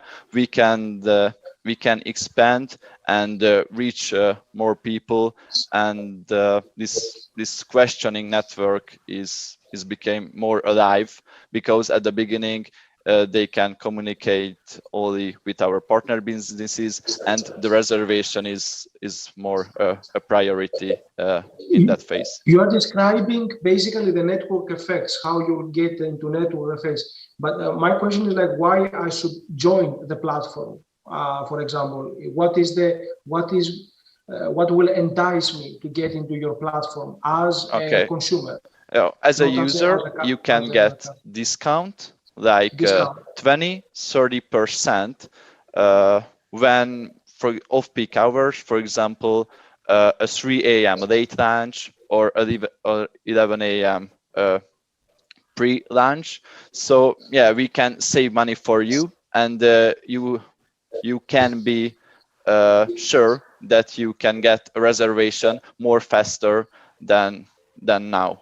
How it's working. Yeah. Plus, additionally, you can also ask questions about any places, and anyone using the app can answer it. So basically, you can have an information about a place in real time, and it's free for you fully as a user. Yeah, sure. Excellent. Yes, but I have a question here. Sorry. How do you make sure that the information that is shared is is real? So if, for example, if one of the customers of a restaurant was not satisfied, or how do you make sure that his reviews are actually real and are not, let's say, wrongfully intended to downgrade the I don't know, the grade or the mark of the restaurant? I see. Okay. Thank you. How do you check the data? So I think individuals is something you cannot control, and no one does it because you don't have the computational power for that. There will be always errors, one, maybe two, but the trends will show you what's happening. So I don't think that someone wants to be, I don't know, harmful. He or she will be harmful. You cannot control that. I don't think that even Google can control anything like that. So you can have, you know, if you just go onto Google, you will see that there are 1-star, I don't know, ratings on things where they have got 5 stars because he or she or someone thinks that it's not okay. So I don't really know whether the question is for this, or do you mean something more deep than just 1 or maybe 2 guides are giving, I don't know, a non-fitting rating based on the trends. And I also had another question. I partly understood what you meant. I had another question regarding how do you make sure that the restaurants or the pubs answer, because you mentioned at some point the clients can get specific answers regarding the offer, or if they have something available during the day that they want to make a reservation. It's not just for the pubs to answer. Everyone can answer, even you, as you are in the pub, for example. Yeah. So yeah, we can guarantee you. Okay. Yeah, sorry. Yeah, we can guarantee you. It's like also when you use Messenger to reach a pub, but yeah, we can make this channel more easy and more wide to other users too. So it's not just a two-sided platform like now. Plus, additionally, the pubs or, for example, place will get a different app or a website. It's for their choice, which is really meant, you know, for doing their things on this whole system or in this whole system. So answering is for them, it's a different really application. It's really about their place. Yeah. But yes, basically, I think it's the same what Shongor said. So when you reach out to someone, whether they have time to answer it or not, that's the point of the load of their time at the moment. But that's why we're also including the users, that they were lifting this kind of load from the places. There's a lot of similar apps that don't use location and need some time to you know, put the pub or whatever it is, the dentist needs some time to approve the whatever the thing that somebody wants to come. But I think that's doable from a tech perspective, quite fast actually.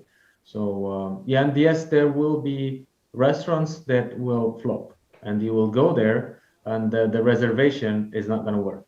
But that's going to happen anyway. But probably a smaller percentage, a higher percentage at the beginning, and then lower and lower. The time is I think up. it's done. Yeah. Yes. So thank you very much, Csongor. Thank you very much. Thank you very much for having us. We are now going to Bulgaria, where Victoria Viktorova, co-founder of Layout, will present us a solution for e-commerce, 360 photography made easy. Victoria, are you here with us? If yes, you can start your pitch. I believe so. Thank you so much. So, hi, I'm Vicky. I'm the CEO and co-founder of Layout. Statistics show that more than 1/5 of all product returns is due to the item looking way different in person compared to the regular photos on the websites. And this is where we come in. Layout is the next-gen 3D capture and display solution for e-commerce. We provide super easy scanning with virtually any smartphone and ultra lightweight visualization of the photorealistic output. Of course, this means that any product, any shop owner or manager can easily scan the product with their smartphone and link it and display it to the respective product page. Our technology is based on a custom-made software architecture. It uses photogrammetry. As mentioned, it's super easy to use, and the flawless interactive visualization works on every browser and every device out there. We have a ton of features, some planned, some already developed. My personal favorite is the integrated web AR functionality, which allows the end consumer or end customer, while looking at the item on the product page, to visualize it through augmented reality in their real life environment. We are also taking care of the hosting, the technical support, just streamlining the whole thing.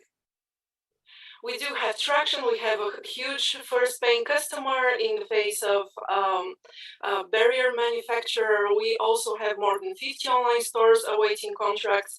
And we have proof of concept in the form of a venue setup solution that is still working on the websites of two of Bulgaria's biggest hotels. Our business model is subscription-based. We are also looking at a white labeling option. Our target markets are initially, in terms of country, Bulgaria and Romania, and in terms of size, mid to large online stores, starting from technology and apparel sectors.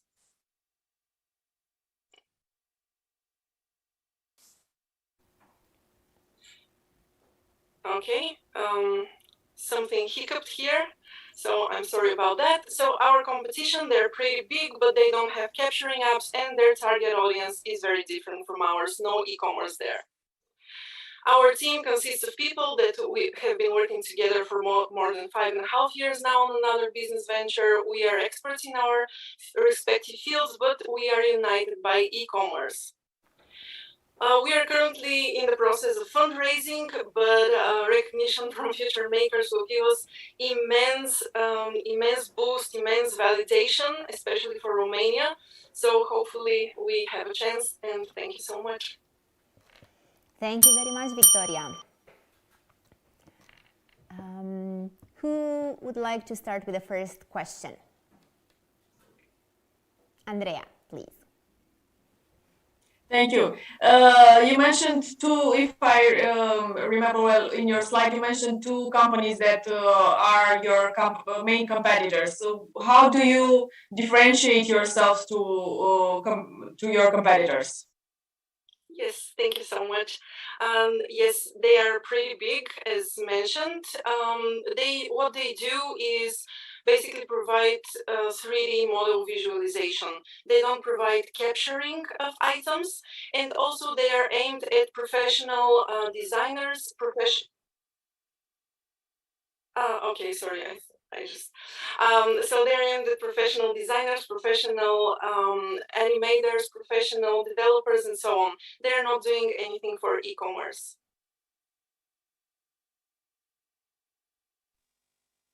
Okay, and another question, can you tell us a little bit about your team? What's their roles and Awesome. In order Of course, I would love that. I'm extremely proud of our team. As mentioned, we have been working together for more than 5.5 years now in marketing and software development agency that we have that is now working on, and functioning on its own with other team members. So I love working with these people. As mentioned, they are all experts in their fields. I'll start from me. I have experience not only because I have worked helping out developing online stores, but I have also worked in the marketing department of one of Bulgaria's biggest online e-commerce platforms. One of my co-founders is actually still the owner of 2 successful online stores for antique watches that function mainly in Germany. Also, we have developed numerous online stores, some pretty big, some small, so we know the inside out of the markets. And my CTO, who is my main co-founder, let's say, he has developed some of Bulgaria's biggest technology online stores. Okay, that sounds really good. Congrats on everything. My question is on the opposite. What's wrong with the business? What's wrong? What are some of the challenges ahead, and what do you think you're missing or lacking? Thank you so much. The biggest challenge is speed. Basically, we have to be super fast because some of the technology that we have is proprietary, but there are going to very soon be other players. And we know that we are good at what we do. We are awesome, but that's not enough. And we have to be extremely fast before other big players establish themselves on the Bulgarian and Romanian markets. But I'm sorry, I'm going to interrupt you. You start and then they're big and they come. So while the second, the follower is usually the leader in the end. So even if you are the first, that doesn't mean that will secure the market. So how do you actually secure the market even if you're the first? Of course. So the way we secure the market is by partnering with some of the biggest on the market for both Bulgaria and Romania. We are undergoing discussions for direct integrations in the form of plugins with the biggest e-commerce platforms. When we have that and we have an established way of working, it's pretty straightforward from there. So yeah, but we have to be very fast. Okay, thank you. Thank you. Can I ask a question? Because you say that the other players, they do not offer capture. What capture is? Oh, yeah, great. So basically, the capture is done through a series of photos or a video, just going around the item, and the output is a 3D model. It's great because you're able to super easily, as an end consumer and customer, you're able to super easily rotate it, zoom in and out, see information with tooltips and pop-ups and hot points about the item, or even with augmented reality, view it in your environment on yourself. I have seen this type of thing, like on some of the websites that I'm ordering, I don't know, for sports shoes, for example, in Germany. So there is competition that is doing this. Most probably not in our region, but there is competition in Europe. Yep. And this is actually sort of competition, sort of a problem to solve, because currently the way to do that is online store managers and owners have to hire professional photographer, professional studio. This is how they create them. It's a very expensive, very slow process. And afterwards, they have to upload it, and it's usually very heavy. Compared to our technology, it's extremely heavy to host and to display. So this is the way it's done. Up until now, it has been extremely difficult and extremely expensive. So basically, just a shop owner, just with their iPhone, they can actually create this 3D model very easy using your platform. Exactly, or even an Android device. They don't have to even be iPhones, but yeah, smartphone, any consumer grade. Yeah. Okay. And what about like all of these companies that are going now into VR, or like basically you select the cloth and then you see how you look into that? This is something that I'm personally very excited about. We are using AR or augmented reality. Not sure if you can see me correctly because I think, okay. So we are using augmented reality. I'm super excited about that because it's solving a huge problem for the apparel market. You're able to, by using the selfie camera or a mirror, you're able to try on clothes that you intend to buy and see how it looks. It uses your body as, it takes number of feature points and just maps the clothing on your body. And you can do decide you already offer this, or you will in the future? We have it already developed. We have actually developed it for another use case in the past, and now we're going to just implement it in the solution. Okay, thank you. Thank you. Thank you. Thank you very much, Victoria. Now we are going to Madalina Daraban, who is presenting Inno-iso Cosmetics, plant-based cosmetics in sustainable packaging. This is going to be the last team, and then we will take a short break until 4:30, and then we will have another 11 teams and the winners announcement. So, Madalina, are you here with us? Hi, thank you, Roxana. I'm Madalina, and I'm the founder of Inno-iso Natural Cosmetics. Let me ask you, did it ever happen to you to get a paper cut, or did your pet scratch you, or even burnt yourself while ironing your shirt? Well, a study in 2020 are fourth worldwide, while 36 million people are affected of it daily. The chemicals, there are high level of chemicals in the cosmetic products on current market that lead to health issues for customers on long term. There are low quality and basically will be a waste of money in the long term also.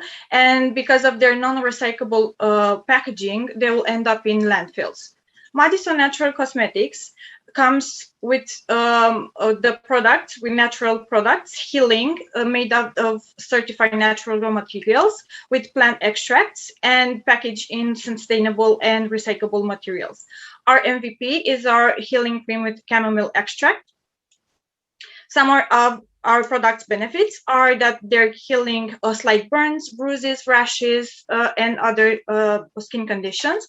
They are cost-effective, recyclable, made out of recyclable materials, and contain locally sourced plant extracts. Because of the growing market, in 2021, there was a revenue of $26.7 million for the natural cosmetics market in Romania.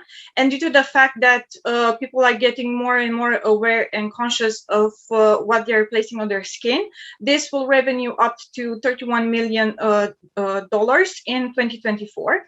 Our target market are millennial moms, professional and specialists. Our business model focuses on B2C, and we will also have a subscription model. And we will reckon that by year 2, we will have around 186,000 of 3,500 units sold. Some of our competitors are present on the market, are Hodaya, Sabio Cosmetics, Yahana, to say the least. We would like to continue our journey. In 10 months, we would like to contract the plant supplier. During this time, we will also like to obtain the certifications for the our MVP. And we will also like to launch the cream. And we would like to continue with our cosmetic brands by launching other products. So this is our team. I think this is not the final presentation, but this is our team, which is made up of Viviana and I. Viviana is also an HR specialist, and I'm a chemical engineer. And we will also like to thank Sylvia Luican, who was our mentor in this project. Thank you. Thank you, Madalina. If I can share the final version, I don't think that. What would you like to share now? If, the final version to see a little bit the final slide. Can we play her last slide? This is not the final version of the presentation. This is what I'm saying. Can we just go to the questions of the jury now? Okay. And you can just, if it's something updated, just mention it in your answers. Thank you. Thank you. So if it was related to the team, you can tell us a little bit about your skills. So what are each of the members doing in the team, and how do you see your business progressing? Because indeed it is a highly competitive market from my point of view, and also I would like to understand a little bit more about how do you see your main competitors, and how do you differentiate yourself from the main competitors, because there are a lot of companies, especially here in Romanian companies, with a lot of experience, and I do remember, I don't know, Gerovital, Farmec, and some other Romanian companies with a large experience that also turn to this type of products. Okay, so to answer your first question, I'm a chemical engineer and I did my master's degree in pharmaceutical and cosmetic science. And Viviana is a recent addition to my team, and would like to grow our team further on. To answer the second question, which is a bit more complex, yes, there is a lot of competition on the market regarding the cosmetics in general, but on the natural cosmetic niche, there are a few companies that are trying to build something sustainable from this point of view. Indeed, there are companies, large companies, Gerovital, Farmec, as you said, that are also trying to orientate themselves toward this niche, towards natural cosmetics. And when I mean natural, I mean basically using also natural raw materials, thinking about the sustainability of the product, and also about the packaging, because the main issue also is the packaging. It will end up in landfills, and this is not a very thought through process. We will also like to focus on this part, on the packaging. In time, we would like to implement something that it's called remolding. Basically, we would like to get back the empty bottles or empty jars that our cream comes in, or our products in general will come in, and remold them or reuse them, re-sterilize them if they are from glass, and repurpose them again and again until we are not able to do so anymore. I hope I answered your question. So my dad is a chemist as well, and he doesn't do cosmetics, of course. So I think science and scientists, in particular female scientists, are critical as role models in entrepreneurship, and I congratulate you two for taking this leap of confidence. Now, where can we buy it? Can you buy the product now? Is this on the market? Can we buy it from somewhere? Currently, this product is not available on the market due to the fact that the regulation in Romania are a bit too strict. So each recipe, let's say for a cosmetic product, needs to be certified in a certain way and to be notified. And there are some procedures that are taking a bit too long, and they're really expensive. So this is why I'm focusing on getting those certifications for the MVP and releasing it soon on the market, hopefully. It depends on how this process works. Okay, thanks. Thank you. I mean, I want to buy it. Let's be very honest. And you know, I want Thank to you. try it, and not just to you know, support your work, but I think sustainable packaging and sustainable products are essential. It's a highly competitive market. In the same time, a highly competitive or a competitive market should not let anyone you know not do it. Basically, it's like saying you know, we shouldn't open a business in I don't know, making movies, because there's so many people that are making movies. So I encourage you to you know, to fight for this idea. And the final question on my side is, you said that you would like to sell, I don't know, like 5,000 items at one point. 3,500 minimum a Okay. year, basically. So this requires a lot of logistics. Sorry, are can you you repeat that? experienced in that? I'm sorry, I didn't hear. Yes, okay. I will. So to produce and to distribute requires a lot of logistics. Do you have that experience? And if you don't, where can you find it? Well, I do have some experience. I've volunteered for some time in some projects, and I've learned a bit of how to handle this in those projects. But I did a lot of research. This idea started in 2010, around that time. So during a 10-year period, I had to do a lot of research and learn a lot of things to implement into my business and into perfecting these recipes, actually. So I had to also not only research the chemistry part, but also other parts for the business. So in terms of logistics, how to manage my business, it's also, I have a lot to learn, more to learn. But I'm willing to, this is why I'm willing to grow my team, so it will be easier to manage. Here's something, and congratulations. What is your value proposition? I understand, you know, sustainability nowadays is becoming a license to operate. So it's not really something that, you know, like, I understand that we are at the beginning, but it's kind of like license to operate. What is really, you know, like, makes the product itself appealing to the consumer? Is it like, I mean, let me be like, I'm not an expert in creams, and I apologize for that. So basically, if I apply the cream, for example, I get a certain benefit. And is this really part of your value proposition that is difficult to be copied by other players? The recipe by itself can be copied because there is some secrecy to the recipe.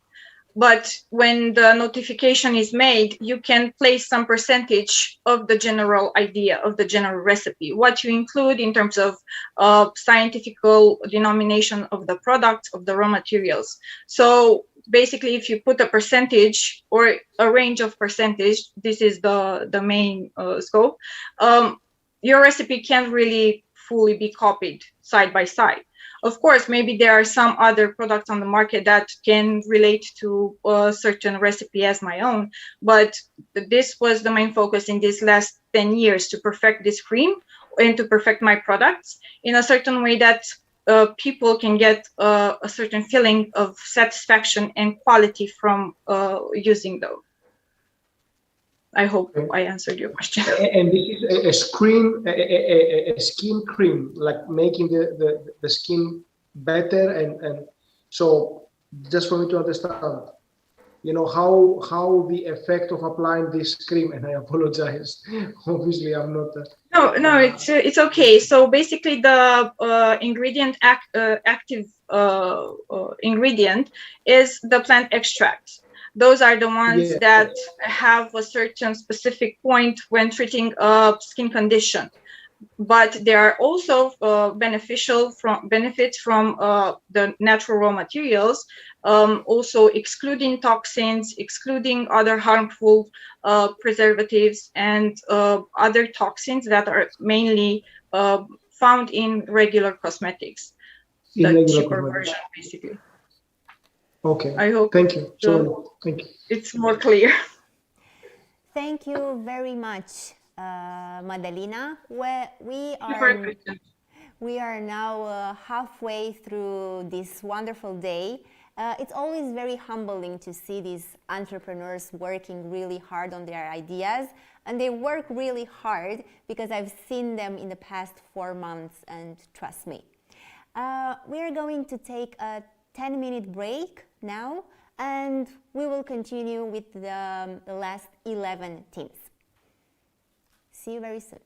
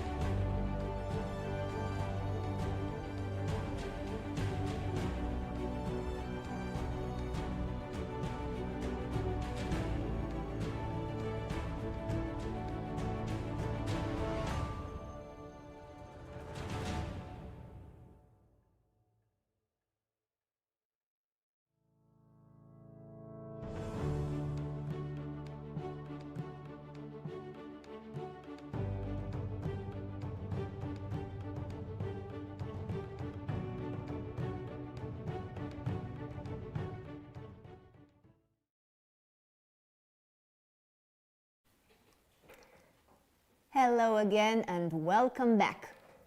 We will have another 11 teams pitching for the 4 prizes of Future Makers.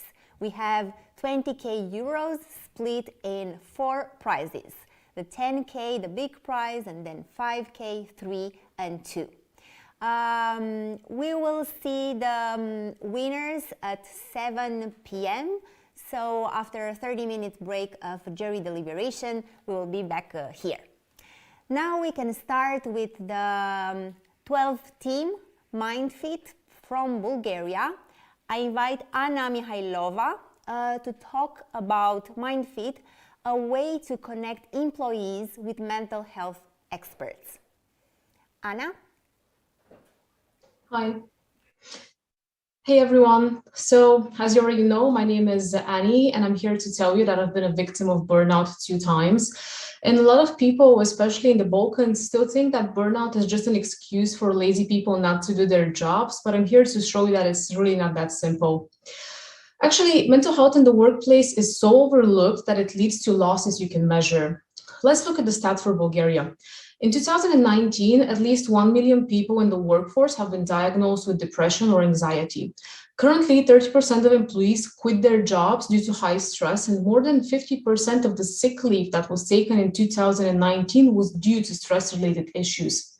And this all led to more than 40 million euro losses for the business. You can probably guess that the numbers during COVID are way higher. In the meantime, employers like to brag that they're taking care of their employees, but the most popular methods are very inefficient. For example, increasing an employee's salary does not make him less overworked.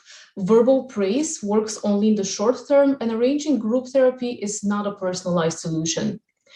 Mindfit, on the other hand, is our solution not only to burnout, but for the prevention of stress-related mental health issues. We provide a platform that connects employees with a network of carefully selected mental health professionals. We make psychotherapy easily accessible and at a reasonable price. Burnout is a mental health issue, and mental health issues need to be tackled individually, and this can only be done with a professional. Psychotherapy also works as a personal development program, which leads to increased productivity in the employees and in turn a higher retention rate and overall well-being of the whole team. We originally targeted IT companies as our early adopters, as statistics showed their higher awareness to the problem. However, we have always known that the social sector is the one needing our services the most. And I'm very happy to say that currently out of our 4 customers, 2 of them are IT companies and 2 are social enterprises with a total of 100 employees. Our business model is subscription-based, and thanks to the help of our mentor at the program, Jan, we're currently testing out a new pricing structure, which will be easier to scale and will offer the employers a chance to tailor the model to their needs. Our projected break-even is in Q4 of 2022. Our team consists of young leaders with different backgrounds, and our expertise in different fields allows us to keep most of our work in-house, which is lowering our operational costs. We also have an advisory board of 3 psychotherapists. And despite our various backgrounds, what unites us is the mission to make mental health as important as physical and remove the stigma around psychotherapy. And in order to achieve that, we're looking for a grant of 15,000 euro to help us reach even more people. I'll be happy to explain why and answer any questions about the service right now. Thank you. Thank you very much, Annie. So let's see now, what would be the first question for her? I saw Pat is smiling. I'm not sure if he, yeah. Yes, no, I think it's an important problem that you're tackling. So this is a B2B solution that you're offering, correct? So your customer is the companies, in this case, the 2 IT companies, for example. Okay, and yeah, do you have some early testimonials, from the people that participated already in the program? Why you believe that you are really making an impact on this important problem? Thank you. So you're asking if we have testimonials from our customers already. Indeed, we do, and they should be up on our website. If not now, then by the end of this week. So we have a lot of happy customers, and the reason that we haven't had more by now, because we started early this year, is the fact that it took us a little bit longer to develop the booking platform before we could actually offer it to even more employees. But we have actually in the pipeline at least 2 more customers that will sign with us by the end of the year. So we're very happy to say that people are kind of awakening to the need of psychotherapy and they're seeing the benefit of it. So yeah, we have happy customers. So, you know, like, what is the outcome? How do you really assess the progress that you are making with basically the employees or the companies? Thank you for this question. So to assess the progress, we originally wanted to look at the to compare the productivity of the employees before and after psychotherapy. However, in the beginning, this is something that we are asking the employers to do, because, you know, as an employer, you need to be aware and to be monitoring your own KPIs and your own employees' productivity. So it's not really something that we can kind of ingest ourselves into. However, within the next year, we're looking for ways to actually help employers monitor the productivity of their employees and assist them with that, so they can measure the fact that before and after psychotherapy, this kind of gets raised. And in addition to that, it's not only the productivity, but the fact that we did a small interview with about 150 people, and the fact that your employer is actually interested in your mental health being makes you more likely to stay with this employer in the long term. So we're also helping the employer with the retention of his employees and the employer branding as well. So I hope that within the next year, we'll be able to have actual KPIs to show about the productivity and retention.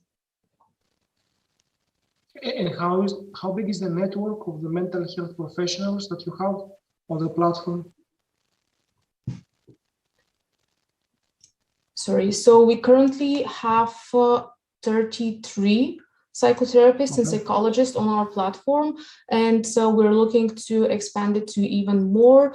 It is taking us a little bit longer because in Bulgaria, psychotherapy is not regulated by the government. So we're also we're sieving through all the therapists and doing tests and checks to make sure that we onboard only high quality therapists. And we're also going to monitor for feedback from our users to make sure that if they're not satisfied with a therapist, we don't keep them on our network as well. Thank you. Do we have Yeah, I have this one. Yes, please. Yeah. The question is about something that you mentioned later, so not in the pitch actually. So besides mental health, what other services do you feel that you could offer to companies to some extent to externalize their maybe HR operations?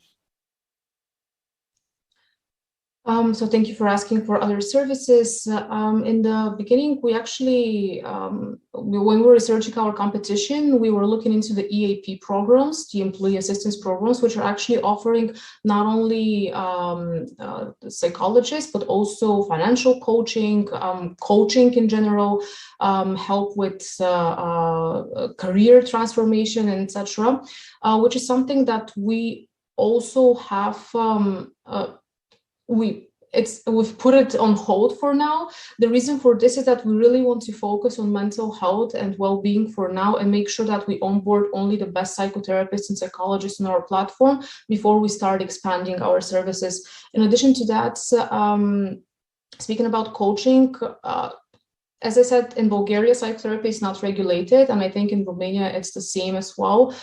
So coaches are actually even less regulated than psychotherapists. So we're trying to avoid going into that, although customers have asked for it. But as I said, so we really want to work on mental well-being for now. And as soon as we break even, which, as I said, should be around Q4 next year, we might start looking into other services, which will be more or less financial consultation, career consultation, things that would be, again, close to helping you with your mental state, but more regulated than just regular coaching, for example. I hope this answers the question. Yeah, it does. It does. Andrea, you wanted to ask something? I'm not sure.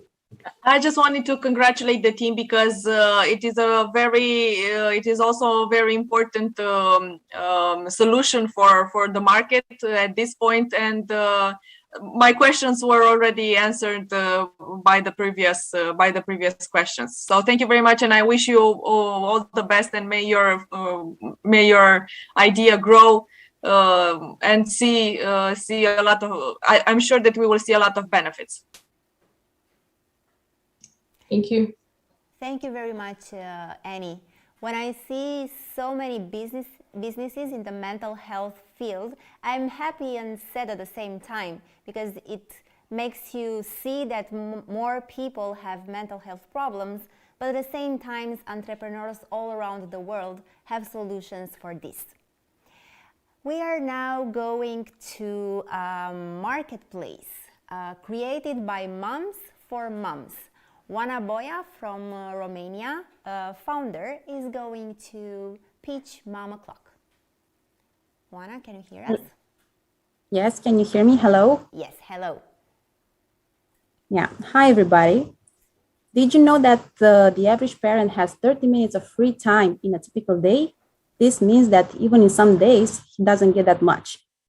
We recall the first weeks of motherhood when we felt very lost in the very scattered information across all internet and the very fragmented retail market. And more than 70% of the moms we have interviewed in our community feel the same way. That's why we have created Mama Clock marketplace dedicated to this niche in order to help parents save time and effort by offering them in one place information, products, and services from multiple stores, starting with prenatal period until the kids go to school. Since end of Feb, when we launched the platform, we have listed more than 90 vendors and 10K products in the platform. We have registered double-digit average growth per month, and we have won a 3K prize for digitalizing the business. The business model relies on drop shipping, vendors being able to manage their own orders, their own portfolio, stock, and prices. And the main revenue stream relies on the transactional one. This can be backed up in the future by subscription plan and ads for vendors. But how can we differentiate this even further? The 120 million euro market, very fragmented and very competitive, is characterized by the traditional product description. The global stats say, that 52% of the users have more confidence in their purchasing decision. And they are 5 times more likely to buy. That's why we want to turn this into the first in-video purchase marketplace, giving the vendors the opportunity to connect with their audience via video, via live stream, via chat. And this will not only help us increase the conversion rate to 2 to 9%, but also to help the local producers to stand out from the crowd. In the next 6 months, we are going to focus on improving our metrics, our list of subscribers, and the price are going to help us release the cash flow pressure, covering some digital expenses. On top, they could also help us implement the live stream feature, premium feature on the platform. We are 2 moms with different motherhood experience, with 7 years experience in Unilever business and 3 years in entrepreneurship, and we trust our abilities to make this project a success. We are looking for people who believe and resonate with our mission and who are willing to help us with their expertise and knowledge in order to make this baby healthy and strong. Thank you. Thank you very much, Oana. Who would have the first question for her and Mama Clock? So I have a question. Since when are you launched? End of Feb this year. Okay. And you are on what markets? Only in Romania or? Yeah, so we are only in Romania. Actually, we started as a business from the first baby-friendly coffee shop in Bucharest. The pandemic came, we had to take the decision to close the business. and we decided to pivot the business to the marketplace. This also came as a need whilst we are having the coffee shop from vendors asking us to promote them, and that's why we have migrated to this idea, believing that we are still true to our mission, but more in a digital way than in a physical one. So it's only in Romania at this stage. And of course, there's potential to scale it to other countries once we consolidate the business model here. Okay, very interesting. Thanks. Thank you. Hello. Regarding the video content, I was wondering, is it pre-recorded or does it work as a live broadcast where the user interacts with? Sorry. So what we have discussed with the live stream guys who have this feature, this SaaS, basically, so you can upload videos, already made videos, but you can also live stream them. And you can live stream, and they have the two features. One is the freemium one. So basically, it's open a new tab in which, like Amazon has, opens a new tab in which leads you to the cart, and then is the premium one where you can actually buy while you are watching, as I was showing you in the demo. So you're discussing with the vendor live, like on Facebook, and at the same time you have the video connected to products of his own from the platform, and in the moment they click, it takes him to the whole process of adding to cart. Thank you. So I resonate with the problem. We have 3 kids, so I see as well the limited time that my wife has. As a mother, how easy is, so this is a marketplace, if I understand correctly, where mothers can find everything that they need very fast for basically the kids, if I understand correctly. Everything that relates to, motherhood, basically. Is that right? Yes, you understand right. And how easy is this platform, in terms of competition, for example? What are the barriers to entry? What if eMag all of a sudden says, you know what, now I have this motherhood section that everything is there. Most probably they do have the capital, the marketing muscles behind to do so. Have you thought about that? Yes, and you have a good question. Indeed, it's a very competitive market. More than 50% of the vendors that we have listed in our platform are local producers. Most of them listed in eMag, and some of them have results there. Some of them said that they do not have any orders there because they get lost in the very general and very wide assortment. So this is the reason for which they turn, for example, for a collaboration with us. This is one. Then regarding the assortment, where we want to differentiate is to bring together not only big brands, because this helps us bring people who know the brands and are looking for them, but we also want to have local producers with really funky, cool, some handmade, some customizable products, along with the online courses. We have online courses for parenting, for mental health, and so on, and also different services that you can need for your whatever journey, step of your journey. You need photos for your baptism, you need, I don't know, cakes, stuff like this. So in terms of assortment, we want it to be really, and we want to become a mom eMag if you want, or a parent eMag, if you want me to explain it easier. And indeed, it's also the other vertical, the more emotional, besides the functional one, where it comes the brand love and the way we communicate to the audience, what content we are doing in our social media platforms. And here we want to stand out and to be top of mind when it comes to motherhood needs, let's say, motherhood or parenthood, because I received this challenge before, where are dads? And we really encourage dads to get involved in this paternity journey. So the main, let's say, aspect of your value proposition is, like, allow me to say, is the curation of the items that you put there, that everything, like, obviously you understand very well and you curate and you include local producers. So you offer something much more like crafty versus the eMag, how eMag or Amazon would do it, if I get it right. Yeah, so actually we curate, we actually had some requests from certain vendors and we didn't list them in the platform because we thought that the products didn't reach the standards that we're looking for. So we are the ones that we curate the vendors in the platform. And on top, in terms of benefits, functional benefits, we're offering some discounts in terms of delivery tax, offers benefits in this respect. EMAG doesn't do this unless you have that genius subscription, and it doesn't work for all the vendors in the platform, and some other free delivery taxes that we're offering by ourselves. It's very interesting, and I think that another interesting concept would be like going forward, like a few years down the road, or even earlier, you understand the mothers better, and then you'll be also having the data as well around that. So obviously, like the whole AI and the algorithm that you can apply, predictive analytics offerings, I guess that would also help you to even further consolidate your value proposition in this very, important market. But that's yes, kind of like a future consideration. Sorry, yeah.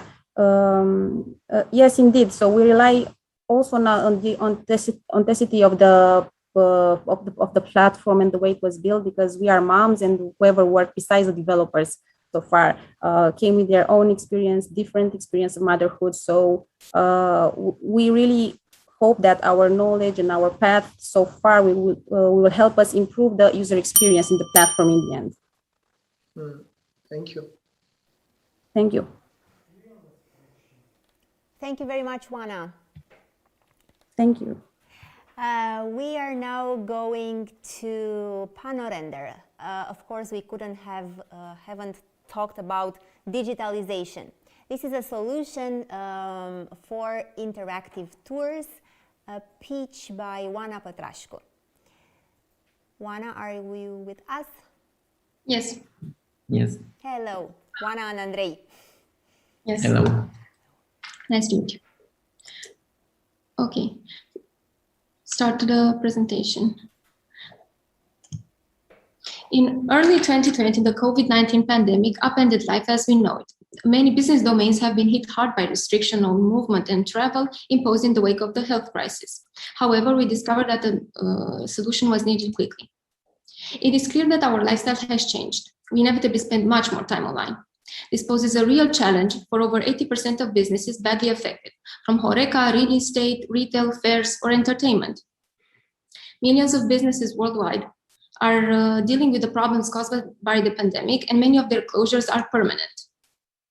We create interactive virtual tours as a solution for companies to deal with the digitalization problem and face the new reality. Our solutions are easily integrated with any existing ordering system, website, or apps. Plus, you don't need to install any software. It works from anywhere and anytime on any device, even in VR. Panorander turns brick-and-mortar businesses into virtual ones so that consumers are able to access them faster and easier than ever before. We've created 6 MVPs, one for each of our use cases. And we have 8 clients that use our solution. Plus, we are in the process of development, several important companies, and all of this with zero paid marketing. We are also aware of the positive environmental impact of our solution, reducing pollution and lowering energy consumption for maintaining physical stores. For example, think about having an online store or a virtual showroom that is open non-stop. What about an online fair that is available for attendees from all over the world? I think it sounds so much better. Panorander is the ultimate marketing tool that allows you to create unique digital experiences that are fully customizable. Environments present themselves as a cost-effective way for you to promote yourself and your business and set yourself apart from competitors. Panorander is based on a B2B model with 2 streams of income. The first one from initial project development, and the second one from monthly maintenance and updates to the initial construct. With each year, we would like to grow our team and focus on getting our idea through to more people by means of advertising. We are focusing on improving our skills and proving that Panorander is scalable. Our team is comprised of photographers, 3D artists, UI, UX experts, and programmers. We work together with a company called 360 Design, a local web design agency with over 13 years of experience in creating virtual tours. With digitalization, there are a lot of reasons to feel optimistic. Make yourself available and open for business 24/7. You'll soon see all the results. And finally, our goal is to make Panorander synonymous with physical to digital business converter and making businesses ubiquitous. Thank you. Thank you very much. So they are both ready for all your questions. Yes. Lovely. I have a question about how you, not what you sell, but how you sell. Can you describe a bit the again, the user experience? So, you know, let's say I'm a client, let's say I'm a retailer. What's the business relationship that we have?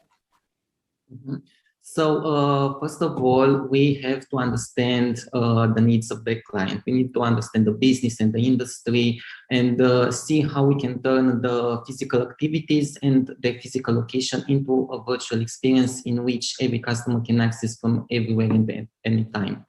Then we start to list all these activities and come with some first demos to them, to validate them, obtain feedback, and then launch their experience, the interactive virtual tour, directly on their website, and also integrate it with their existing systems like their ordering systems or, I don't know, their virtual tour directly on this website. And this is one of the main features we create. And for example, if you want something that is a little bit more in depth for retail, we can generate a virtual showroom, a virtual shop where you can go and interact with the items on display. You can customize the colors, the size of what you're trying on or what you're wanting to buy. And this helps you pre-qualify the needs of your customers. And after that, you can also anticipate inventory levels or depending on what their actions and the behavior are on your website. And you can see I understand. Yeah. You said you already have, you have some clients already, right? What is the size of the business, for example, you know, give or take? This year, your business. The potential or the actual clients? The estimated business, the estimated revenues for 2021. Yes, the market is huge because we discover new... Andrei, your Panorander's estimate revenues for 2021. Okay. I think upwards of we already have 30,000. Yeah. Let's say 30,000. Mm-hmm. We are also working right now, and actually today we got new clients. Yeah. Yeah, and new demands from existing clients. I would have a question regarding the local competition. What's your local competition? The local competition is creating just, let's say, classic virtual tours in which you can only see how the environment looks like without being in that place. But what we do as a complete advantage is that we add this interactivity layer on these panoramas. And using this method, you can have the experience like you are in that location. You can interact with the products they sell in that place, seeing some things, interact with them, and also you can buy the products from our virtual tools. So we see that there is competition in this area of virtual tools because everyone wants to go digital, but this is our solution to... The fact is that they do not offer the same features and advantages that we offer. They only make a 360 panoramic tour like you see on Google Maps, and that is standard and basic. We do not sell that. We can do that, but that's not what Panorander means. And also internationally, they do have something that are so basic, according to in comparison to what we offer. You have to experience it to actually understand it. But the fact is that we add an extra programming layer on top of what is a virtual tour, a 360 virtual tour, and this is why you can customize it and makes your the VR user actually feel that he's in a real location.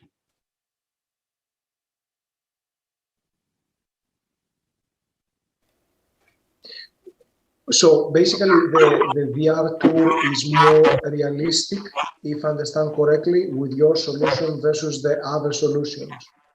Realistic and configurable and customizable, because other I don't know, companies may offer just the choice to go into a certain hotspot, to a certain area, and just to look around. And what we do different is that we both offer this photographic panoramas from real location, but we also create 3D rendered, fully 3D. fully rendered panoramas from scratch, in which you can create your whole universe and present your products and your services in the best way. You can add to cart, change colors, embed videos, walk around, have virtual events, virtual fairs. Yes, we can do. Hear sounds, engine sounds. So when you have the time, please look on our website, and we'll have everything in detail. But the idea is that sky is the limit, and we're trying to reach it, to fly as high as we can. So basically, something like I have a meeting, I want to meet with somebody in a garden, and then that's pretty much, let's say I'm putting my Googles, they put their Googles, and then we meet and we are there, if I understand correctly. Yes, but it's, our solutions are also available on any device. So even if you are on your phone or computer. So yes, this is what we want to emphasize, is that our solutions are not dependent on some VR glasses. These virtual tools can be accessed from your phone or from your desktop, from your website, without having a VR glasses. Any hardware, heavy hardware or expensive software. VR so the biggest breakthrough is that you integrate basically the kind of like e-commerce, basically in your solution versus the rest, because many people, I've had many solutions that they came with, like you can visit the museums, for example. So, and every museum has their solution. What is on top of that is that with yours, you have a better technology, better rendering, and it feels more real. And on top of that, you can shop items inside that environment that you see. Yes, and we also have a client that is having that has a virtual museum and virtual art exhibition. Over 200 pictures in that can be purchased. That can be purchased. Okay, thank you. The time is up. Thank you very much, Juana and Andrei.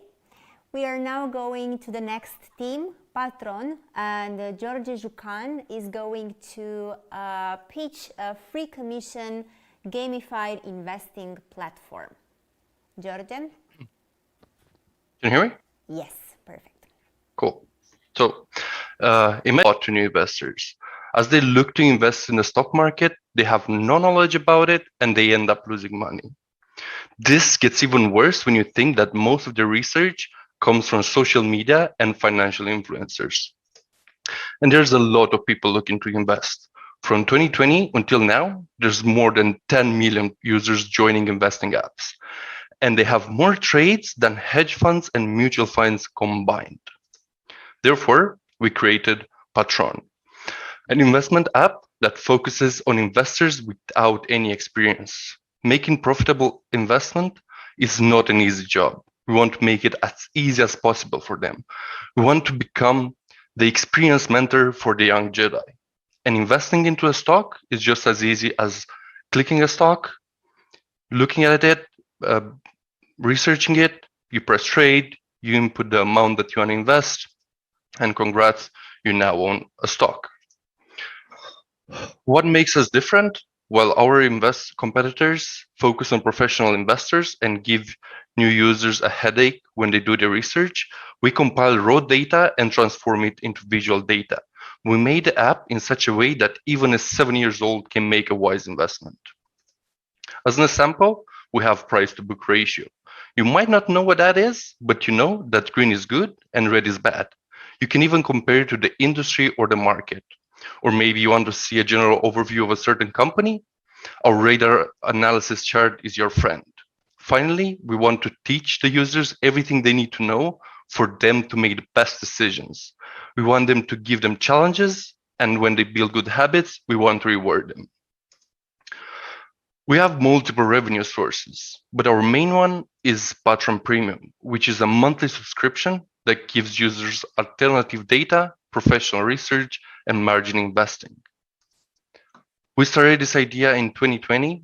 Currently, we have a prototype. Next year, we want to have a limited access launch, followed by a public launch in 2023. We're a small but dedicated team. I'm George, the founder and designer. There's Cosmin, financial and front-end developer, and finally, Matej on backend. Thanks. Thank you. Who has the first question? Let's go. How do you onboard customers? Or how do you plan to onboard customers? Because the onboarding process, and now I'm taking the seat of Ciprian, who talked or who questioned everybody today about the customer journey. So I'm I'm also asking about the customer journey. Well, we have a KYC where we need like some basic details from them, like they shouldn't be involved in like financial institutions, and they should not have any partner or family and friends from the financial markets. And how can you check that? Sorry? How can you check that? The fact that they do not have any friends or family in the financial industry? Well, there are services which they kind of do that for us. It's kind of like if you want Revolut, where they check their your like ID and your passport, and you have to send like a payment bill, your address. So there are different documents which you'd have to submit, and then we review them, and then you get accepted.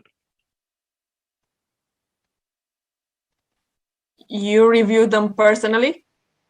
We don't have to review them. Yeah, there's a software that can do that. And how do you have access to the data that can give you the answer if the customer is good or not? There are services. We have partners that take care of this, and also our broker partner. He makes sure that that everything is all right. So we don't directly process the data. We basically have partners which do that job for us, but it goes through us. I have a question. Let's pick on eToro. Yeah, I was asking Robinhood. Yeah. So what's the difference to some extent? I'm glad you asked about that, and I'm also going to talk about Robinhood. Well, eToro has, even though they say they don't have a lot of commissions, they have like really hidden commissions. They're not really transparent, and they don't really give, like, they do social investing, which we want to do at some point too, but they don't really give you they don't give you like a tutorial. For example, when you play a game, they teach you everything, right? Like you press this button, you do this, you press button, you do that. They just give you the app, they give you every tool, and some of them, for example, like margin investing, they give it to you from the get-go, and that's really dangerous. Myself, I lost a lot of money just because of that, and I wasn't even aware of it. So that's really dangerous. And Robinhood, we kind of look up to Robinhood, let's say, because they did make a great product. They're currently not on they're not going to go on the European market. But if they do, that's going to be our main competitor. But again, they kind of do a gamified investing, but they don't really have the challenges, the rewards, the ranking system. They don't really have a community like in the app. So that's our main advantages compared to Robinhood.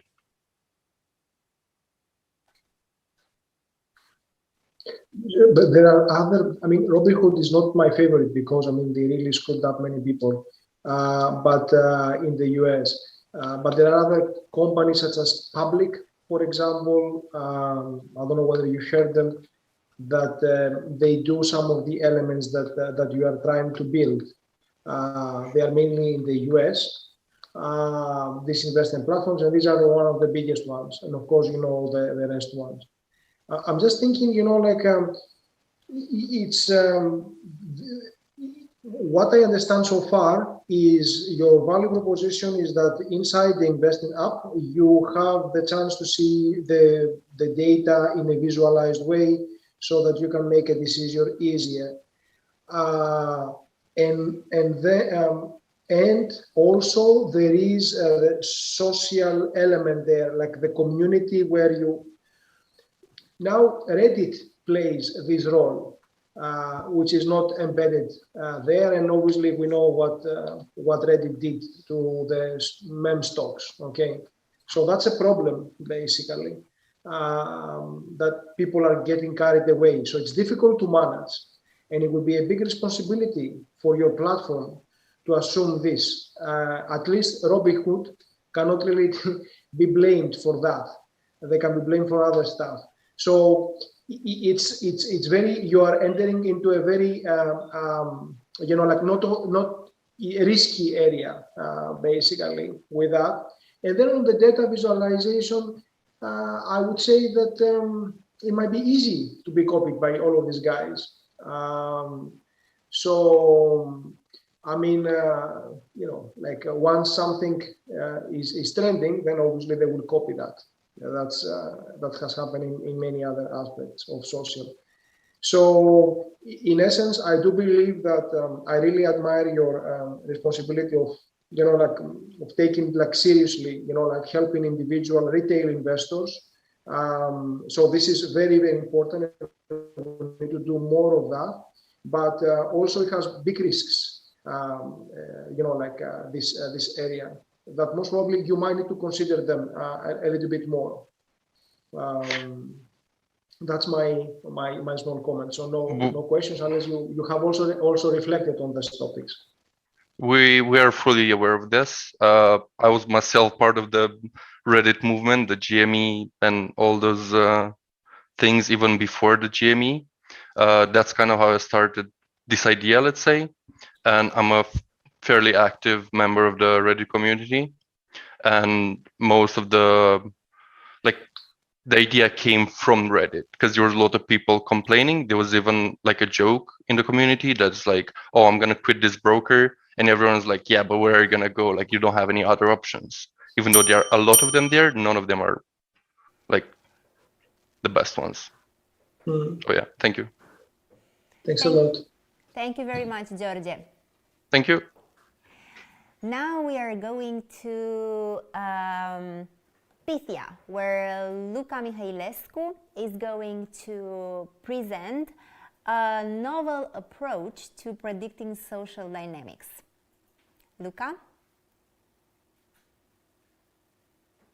Hello, can you hear us? Hi, actually, Radu is presenting, as I already mentioned. Hey. I will give the mic to him.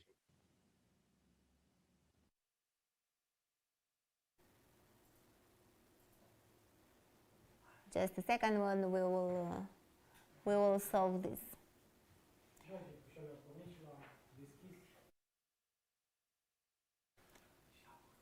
Radu, if you can just open your camera, please. Yes, it is opened. Okay, so my colleagues here, okay, so the camera is working, we can see you. Can we also have Radu's slides? Yeah, it's good. The Excellent. ones that right now everything is fine. Excellent. Let's start. Okay. Companies are becoming increasingly reliant on big data. This is not only costly to collect, store, and analyze, but also ethically and legally problematic. For instance, more data protection legislation is predicted to pass in the next 2 years. Companies will soon be facing great challenges accessing the data of half of the world's population. We need to imagine a world where innovation can happen with leaner, more intelligent data. Physicists can't interview or track particles across social media. Instead, they look at natural phenomena and infer particle behavior. We take academically validated models from computational physics and generate big insights from small data. Right now, access to this state-of-the-art technology is conditioned by costly partnerships with academic institutions. We are set to change that. In our first field test, we partnered with Bucharest-based Veranda Mall. We applied our unique approach on their limited visitor count and cash flow dataset. The resulting behavioral models revealed purchasing patterns of customers, removing the need for on-site surveying. But bespoke data consulting partnerships such as this are only the beginning for Pithia. We aim to automate and integrate our modeling approach into a productive analysis platform. Our new data science paradigm will accommodate a wide range of use cases with applications in urban planning, ad targeting, public awareness campaigns, and so much more. We envision our product taking its place among the key players, spearheading the productive analytics market with holistic data solutions. Our computational physics-based framework is unique on the market and could in the near future be incorporated into other software. This is made possible by an interdisciplinary team of professionals specializing in computational physics, artificial intelligence, and social science research. Paradigm will give the power of 10 or more analysts to a single data scientist. Right now, tailor-made data consulting accounts allow us to finance ourselves in the product development stage. Within a year, we want to give VCs the opportunity to test and invest in our powerful productive analytics solutions. We will transition over the next 2 years to a software as a service model with 2 revenue streams, a subscription-based and API licensing. Which would help us build our computational infrastructure, outsource non-critical development, and access research grant writing services. We have been Pithia, and we intend to change the way data science is made. Thank you. Thank you very much, Radu. Luca is also here, joining for the Q&A session. Yes. Yes. So, Andrea, Ciprian, Paris, who would like to start? I have a question, if I may, for the team. You went very quickly through the competitor slide. And I can tell you the last year on the Elevator Lab, we organized the data analytics competition. And I saw pretty much the companies that are present at least on the Romanian market, and there are a few. So could you name a few of the companies could you go back at the slide and also name a few of the companies that already do this on the Romanian market? And the next question would be, how do you differentiate your engine compared to the competitors? What does your engine do besides interpret data? Because that I understood. And what kind of data do you mix in the engine? Because that is also very important. If it's GDPR relevant data or it's data that is not touching the client. Okay, so if I may, I believe that's 3 questions. The first one is how we position ourselves on the Romanian market. And the answer is we don't. We don't look at the local market because we don't think it's relevant. Actually, what we're doing here, our technology is more of a blue ocean. So we're competing with paradigms of different paradigms of data science rather than different companies applying the same niche methods that have been used so far.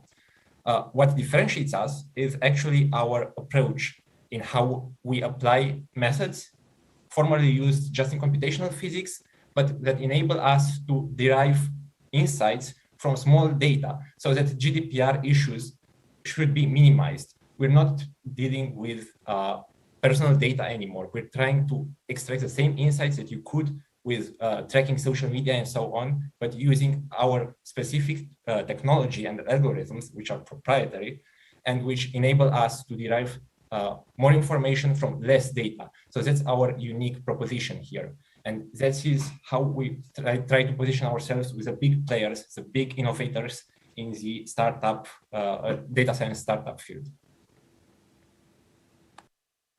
Could you detail a little bit about what you did for Veranda? So what kind of data did you analyze and what were the results? What did you offer them?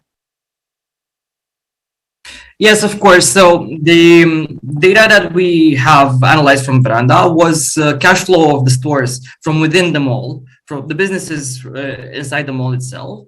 And besides that, we got the people counters data. That means that they have tracking cameras that count every person that enters on a specific entrance without their faces or something like that, just that somebody passed. There's like switching a switch.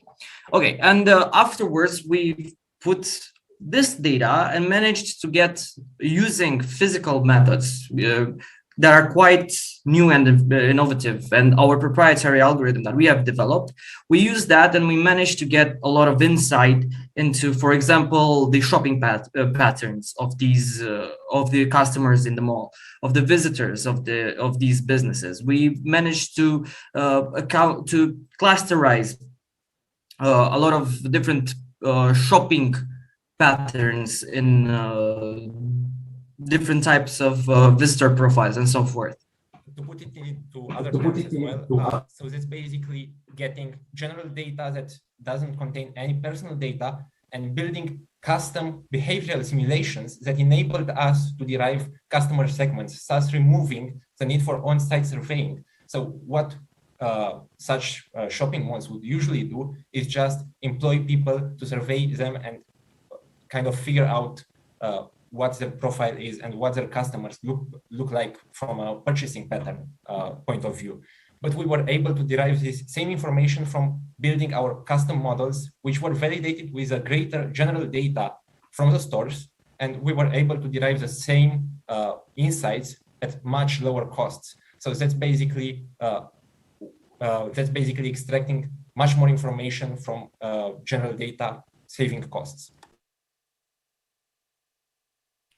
I'm not very sure I understood, but so I'm going to ask another question. So basically, you said that you took from the customers in the Veranda Mall the cash flows. Okay, so the cash flows only show you, I don't know, the incomes and the profits, and then you also took into consideration the number of people that and the hours that the people come into the shops, right?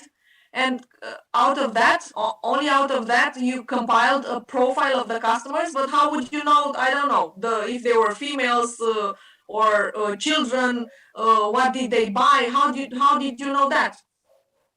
How could you build a profile of the customer only by the hour of the customer that entered and the number of the customers that entered and the cash flow? So that's exactly the interesting part we're doing. You can have at any point exactly how many people are in front of a store, but that doesn't tell you exactly, as you said, doesn't tell you anything about the customers. But you can build micro customers that actually work in a simulation, and then you can validate that simulation of the customers to reach the actual configuration of the people. So you're not, what we did was not exactly identifying whether you were male or female. That's not interesting for the mall so much, and that was not interesting for us. But what was interesting for us and what we were able to derive with our algorithm is exactly how much they spend, how the distribution of spending looks like, how what their purchasing patterns are, what kind of customers prefers what mall, deriving that from the general visitation rates at certain hours and certain incomes from the model. So that's a very advanced custom simulation that was validated using this general data and further validated with surveys, but that was just for the testing side. Then you can deploy the simulation to actually do the work that would be formerly done by surveys, telling you this amazing new side of the data, which actually tells you as a micro level, as a customer level, how they are distributed, what are your customers are, what your customer segments are, from looking at the greater data that was previously unexplored in that way. I would ask the jury members if there's anybody else with a question, because we sort of Boris, I think you had a question. I became aware congratulations on the project. I became aware of another startup that is like I think Berlin based, that pretty much, let's say, they use the mobile devices of people, so you don't have to have an app or something, and then they are able to track, like the area around, like a certain point of sale. Then link it with transactions and see, like how effective is your marketing, and also proximity around any big billboards. They're able to see as well capacity issues of big venues. So it seems that there is some competition here, regardless of whether there is big data or small data, how we call it. I'm just thinking, like, what are your considerations when it comes to competition, basically? I don't remember the name of the startup. So as you said, that's very interesting but it technology operates that our in Germany. Develop. But as you said, that needs to have a certain tracking of individual people. We want to avoid that. We want to enable companies to work in a privacy regulated field. No, this is GDPR ethical concerns that it doesn't track people just only mobiles. That is personal data. That is tracking individuals, which we try to avoid. We try to take the general data and derive the individual behaviors using our simulation patterns. The time is up. Thank you, guys. Thank you very much, Radu and Luca. We are now going to Quack. It's a game changer edtech solution. We have with us Daria Benghia-Mălăieș, pitching for the next 3 minutes. Daria? Hello, everyone. Hello. Hello, guys. Lovely to see you all. So my name is Daria Benghia-Mălăieș, and I'm the founder of Quack, the first edtech solution that offers digital autonomy for young children. Probably the most used phrase in 2020 was, hey, you're on mute. If you're an adult, you can unmute yourself quite easily. But if you're a young kid or a really small kid and you have those really tiny hands, then you lack the fine motricity to use a trackpad or even a mouse. And then what would you do? You would call for a parent. And thus the hell would unleash, as parents working remote would become the prisoners of online school in order to technically assist their own children. In this not so fun situation, there are a number of problems created with both long-term and short-term impact. Thus, parents miss out on work, the parent-teacher polarity is created, and thus the kid would pay attention to the parent, not to the teacher. The parents end up leading the class, while also providing additional explanations and whispering some answers. The kid develops a mental blockage, needing assistance during classes and in the future homework. Thus, no more independence for them. But then Quack happened. The Quack, the solution that offers digital autonomy for young children when using video conferencing system. With a child-friendly design and intuitive use of functionalities, Quack empowers young children to be independent. Then Quack allows the parents to work remote uninterrupted, and also online school suddenly becomes more efficient. We've started in 2020. We have a functional prototype. We have tested it in online classes in my own online kindergarten. We're currently planning a national pilot with a simplified version of the product in order to then apply for patent. It's critical for us. Online education is here to stay. Yes, the pandemic will go away, but still kids are going to have their legs in a cast. There's going to be a snow day. Kids are going to have chicken pox. This will not mean no school anymore, but actually online school. Also, parents are switching now from extracurricular activities offline to online in order to avoid driving around, finding parking places, waiting in the car. Also, in terms of competition, there are a number of other controllers out there that work with predefined content, but there is none that works with video conference systems. The edtech market is valued at around 90 billion, but it's mostly, its content is mostly learning platforms, tutoring platforms, content and software. But in order to be able to efficiently deliver all this online content, you need the proper hardware, the proper controllers to make the online educational process efficient. And Quack is part of this segment. Even in Romania, an online school is supposed to happen at some point in time.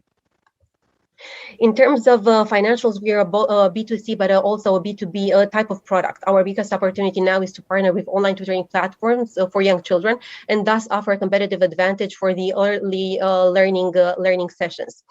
In the medium future, we're also going to act as a Google and the Zoom add-on.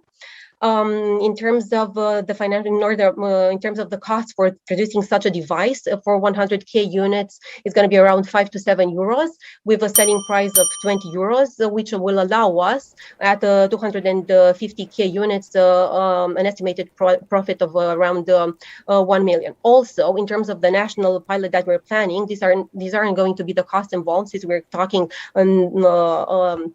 a smaller batch, a smaller number of units. The cost for production for such a unit would be around 40 euros. Quack, the online game changer. Thank you very much, Daria. Thank you. You're not on mute. Nope. Let's see, what question?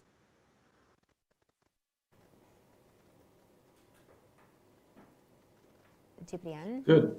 Yeah. So, looking forward to your questions. So, what you're trying to do is to save some of our lives, and I fully understand where you come from. I've lived this experience, and I think to some extent others in the room share this in the jury.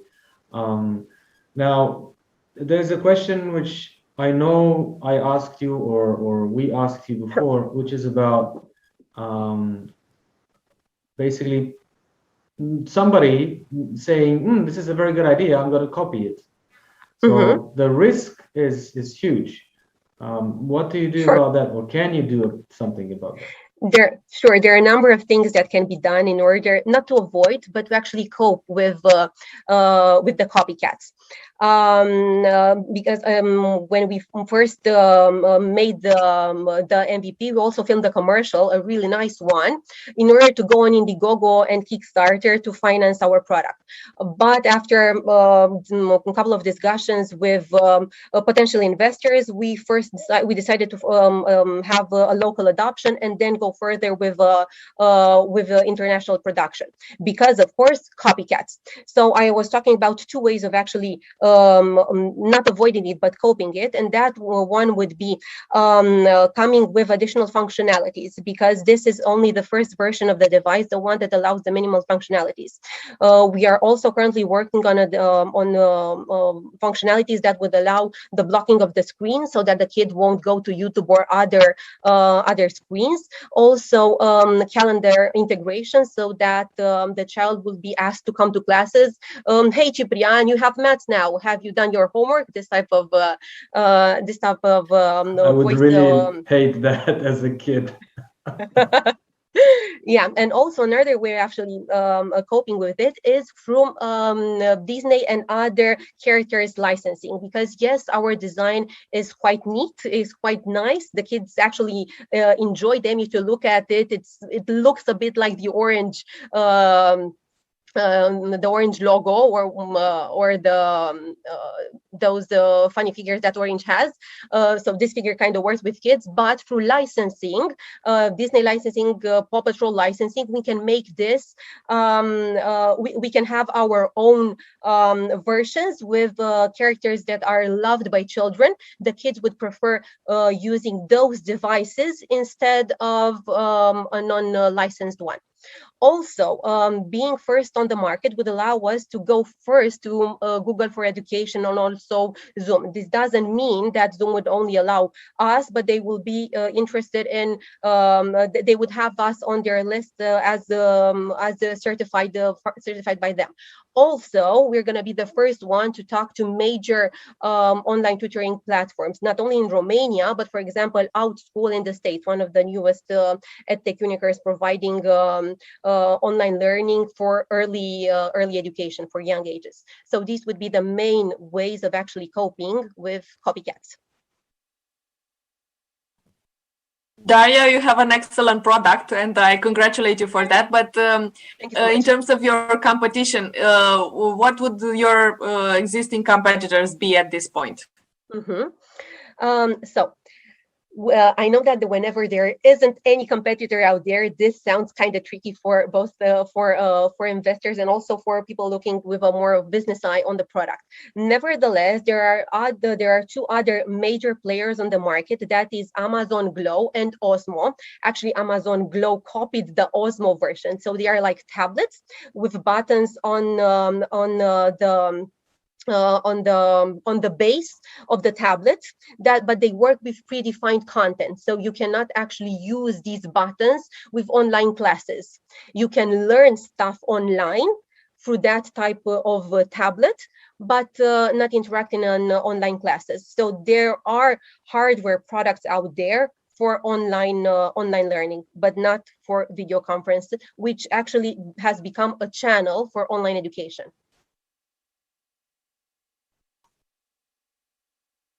Thank you.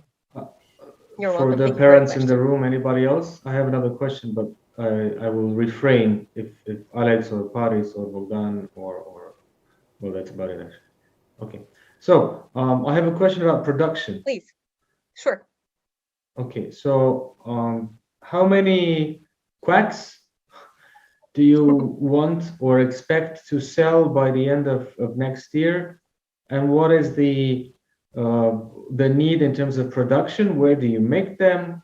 Who makes them?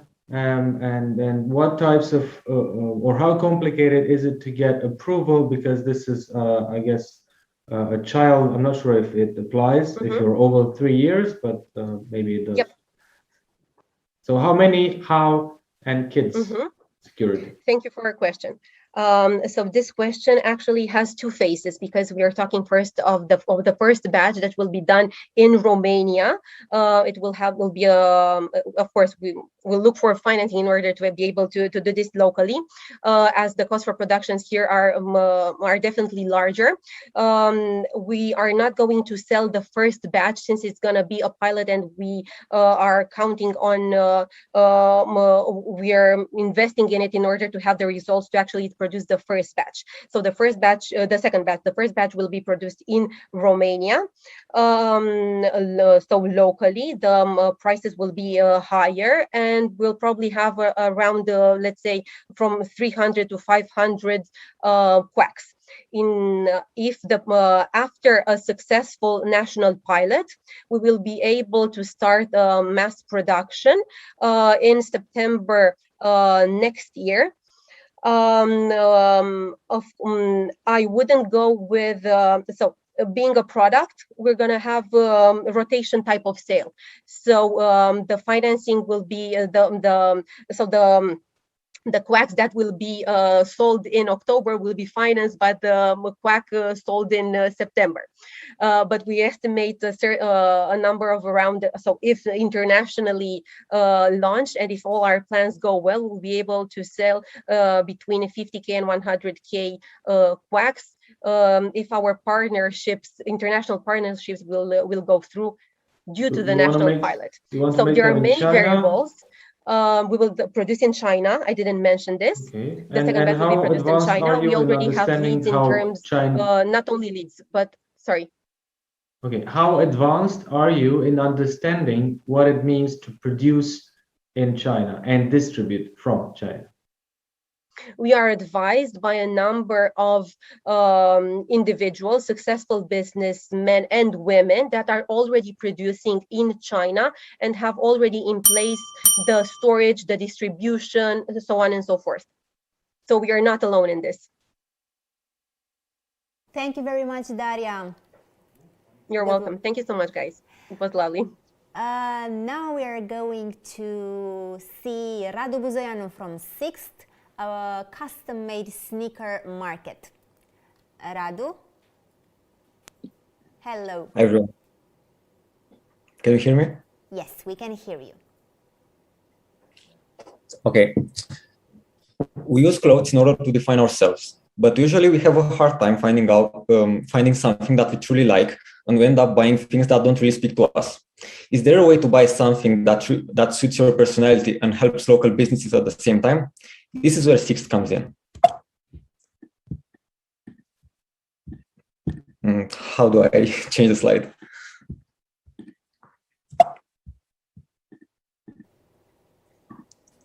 We will check it now.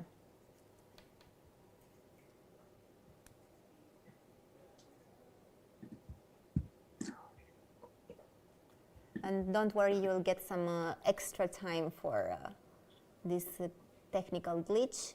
We're looking into it right now.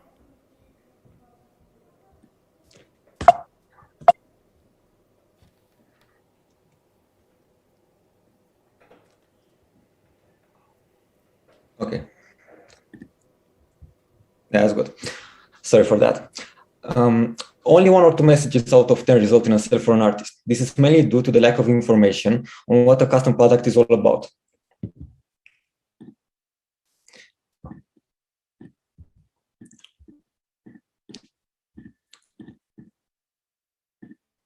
Click 1 time to advance the slide.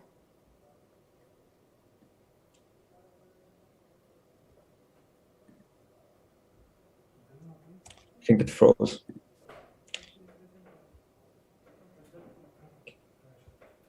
Here you can scan the QR code to see our first MVP. We currently have 5 Romanian artists listed on our platform. As you probably on our platform, you'll be able to discover local sneaker artists, message them right away, and place an order for a sneaker that truly speaks to you. It's as simple as that. As you probably know, the sneaker market is on a continuous rise, and the market for custom kicks will definitely increase as well.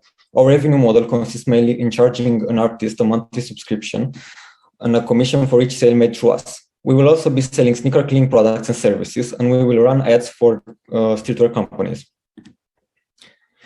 We are both B2B and B2C. We will target sneaker artists, of course, corporate, sports club, and sneaker stores. Our client persona is mostly 14 to 20. A person that wants to stand out, is creative and likes streetwear. Here you can see our competition on how 6 differentiate from other companies that do something similar to us. Currently, in the following 6 months, we will want to have a platform that will be fully functional. In the following year, we'll also want to add other custom products such as clothing. And in the next 2 years, we want to extend to other regions that have a potential market for this kind of products, such as Middle East. Here you can see the missing lovely faces of 3 23-year-old high school friends that in the last 3 months and a half have been working on this project. Thanks you for your patience and hope you will choose us when ordering your first custom item.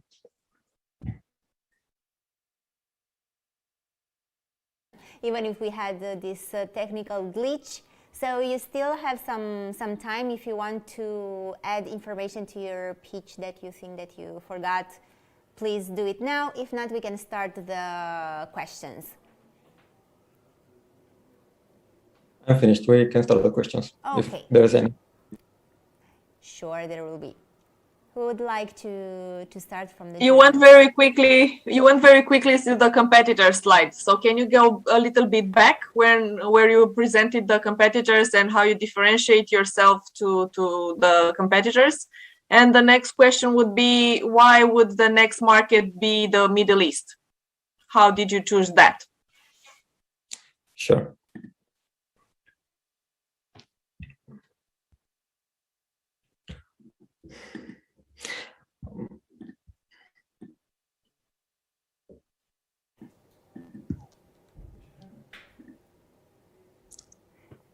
Radu, would you like your slide to be played now? I would like some support. Sure. Okay. Our main competitors will be the Custom Movement, which is an American platform where you can buy custom products. We also want to target the Middle East because I haven't seen, since my research, some platforms similar in that region.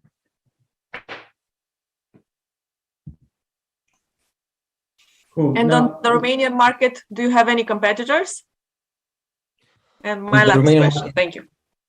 On the Romanian market, the artists usually sell on Instagram or their Facebook profile, and we don't have a platform that's just for custom sneakers.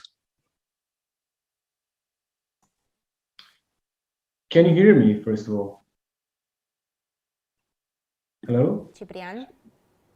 Yeah, I don't know if he can hear me. Radu? Radu, can you hear me? Yes. Okay, just say yes, because I don't know if you can, that's why. So my question is about the market. Is it a big market or is it a small market? And can you actually create a business that serves you as well, not just the the artists and so on? So what's the size of the market that you look at realistically without going into the Middle East, etc.? So just focusing on what you can do in the next 6 months to 1 year. Yes. We think that in this year there have been over 500,000 custom sneakers made in the EU, and our potential market will be obtainable in the next 2 years. Like I said in the slide, 27K pairs of custom sneakers. Okay, and besides sneakers, I mean, why just sneakers? Why not t-shirts? Why not hoods, hoodies? You know, there's a lot of other stuff that you could, put color and design on. Why just sneakers? We will also want to increase our products to custom hoodies, jackets, and jeans, as you said. But we want to start with sneakers because it's something easier to sell. And that's in my opinion. Okay, cool. Thanks. So, have you done any prototype? I understand that you want to create a platform. You're going to link artists that they can customize sneakers. So, and the value proposition is that people, or the hypothesis is that the people would like to have customized sneakers by artists. Have you done any prototype to prove this hypothesis? Yes, we did our MVP. It's in Adobe React. It's buy6.com is the website, and here you can see our sneaker artists that are listed. We currently don't have the backend to place an order because it will took us more than we imagined. It's very hard to make a messaging app on a platform, and we currently don't have the expertise, and we'll do it in the following months. So people are willing to buy customized sneakers, basically, here in Romania. Yes, I spoke to 9 sneaker artists. I know the market. I know there's a market for custom products. But I think the main reason that people don't buy at the moment sneaker products is because they are not informed about what are the benefits of a custom product. And I don't know why it costs this much or it takes that long. And we also have the mission to inform the market about what a custom is all about.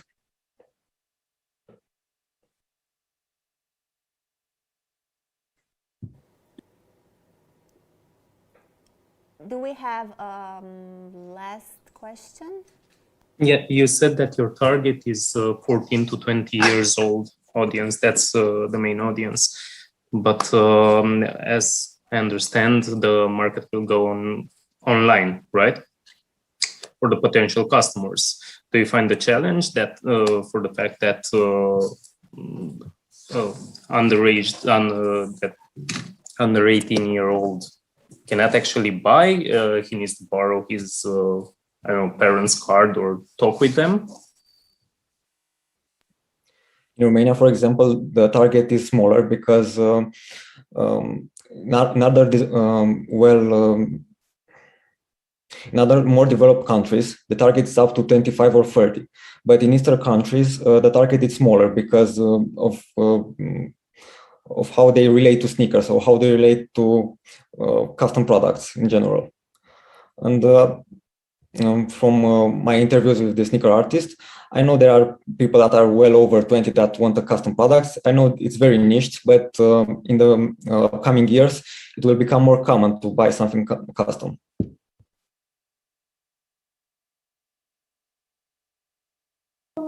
And what will be the main channel that you will use for promoting the business? What do you think? Mostly TikTok and Instagram. Okay, thank you. Thank you very much, Radu.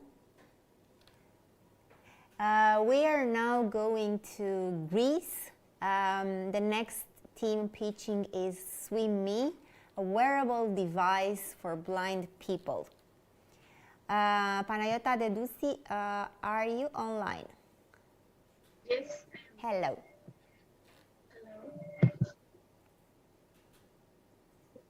Hello everyone, we are the swimming team, and our goal is to remove barriers that limit totally blind people from swimming. Has anyone ever tried to swim with their eyes closed? The main problem the blind swimmers have to face is the lack of orientation and autonomy in the pool. As a result, they're always in need of another person in order to swim, which can be expensive and render swimming inaccessible for them. Swimmy allows swimmers with visual impairments to acquire full autonomy in the pool. Besides professionals, the device aims to motivate amateurs and children to engage in swimming, relieving them from the in-pool orientation stress. The wearable device consists of a swimming cap and goggles made from recyclable materials and is intended for use in training conditions in the pool.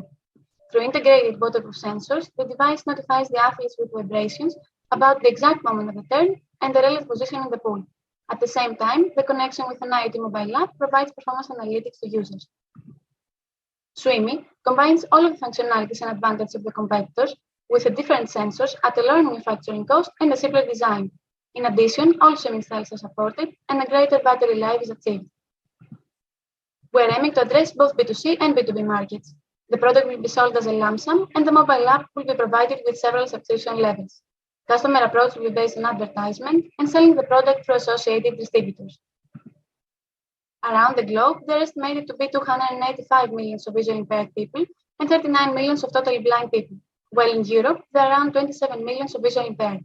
According to our market research, except for Greece, our first target countries are France, Russia, and Czech Republic, based on analysis of the visually impaired percentage of the population, the demographics, and the barriers to entry of each country. Simultaneously, the global swimming equipment market is estimated to be growing rapidly at a compound annual growth rate of around 5% until 2025. Our marketing plan initially includes optimizing and promoting the product, which will be followed by the first B2C sales. Afterwards, B2B operations will be started, and as a last step, activity outside the Greek market will begin. The break-even point is projected in 2025 with a price per unit in €100. At the same time, the highest return on equity is estimated in 2027, and respectively, the net profit margin in the same year amounts to 21%. We plan on gathering €70,000 that will cover our expenses and operating costs for the first years of operation. At the moment, we're working on product optimization while your device is already a working prototype for outside the water. At the beginning of 2022, our final product will be tested with the aim of the necessary funding, and after that, swimming will enter the market. Our team has a versatile educational background from two of the best universities in Greece, and each member is equally valuable. We aim to make the product as affordable as we can because everyone deserves to swim with freedom and flexibility. Thank you. Thank you very much. Now we have the full team here for the Q&A session. And hello, who would like to start? There's more of you than there's of us. So, I feel overwhelmed, but I'm going to leave Paris to have a chat with his co-national country fellows. Country fellows, yes. So, why you decided to get involved with helping visually impaired people swimming? Hello, I'm Reina Blanco. I'm the CEO of Streaming. Actually the idea started from me because I was a professional swimmer for many years, which I think contributed a lot. And in the context of the competition, wanted to create something with a social impact, because for our team, ideas that have a social impact and can bring access even to simple things in groups of people that don't have the same rights like everyone else are the ones that can really make the world better. So that was an inspiration, and yeah.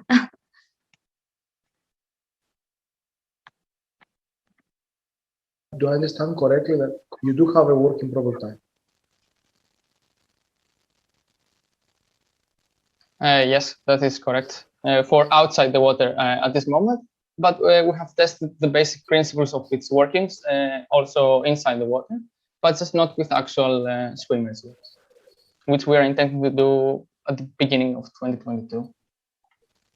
And do you need money in order to bring this to life, or you have funds in order to develop your first working prototype? Hello, I'm Anastasis. I'm the CFO of Swimmy team. Actually, right now we have some capital to create the prototype, but we will need funding to go into the market and create the first products. That was about the funding. The presentation. In the presentation, the funding was about creating the first products.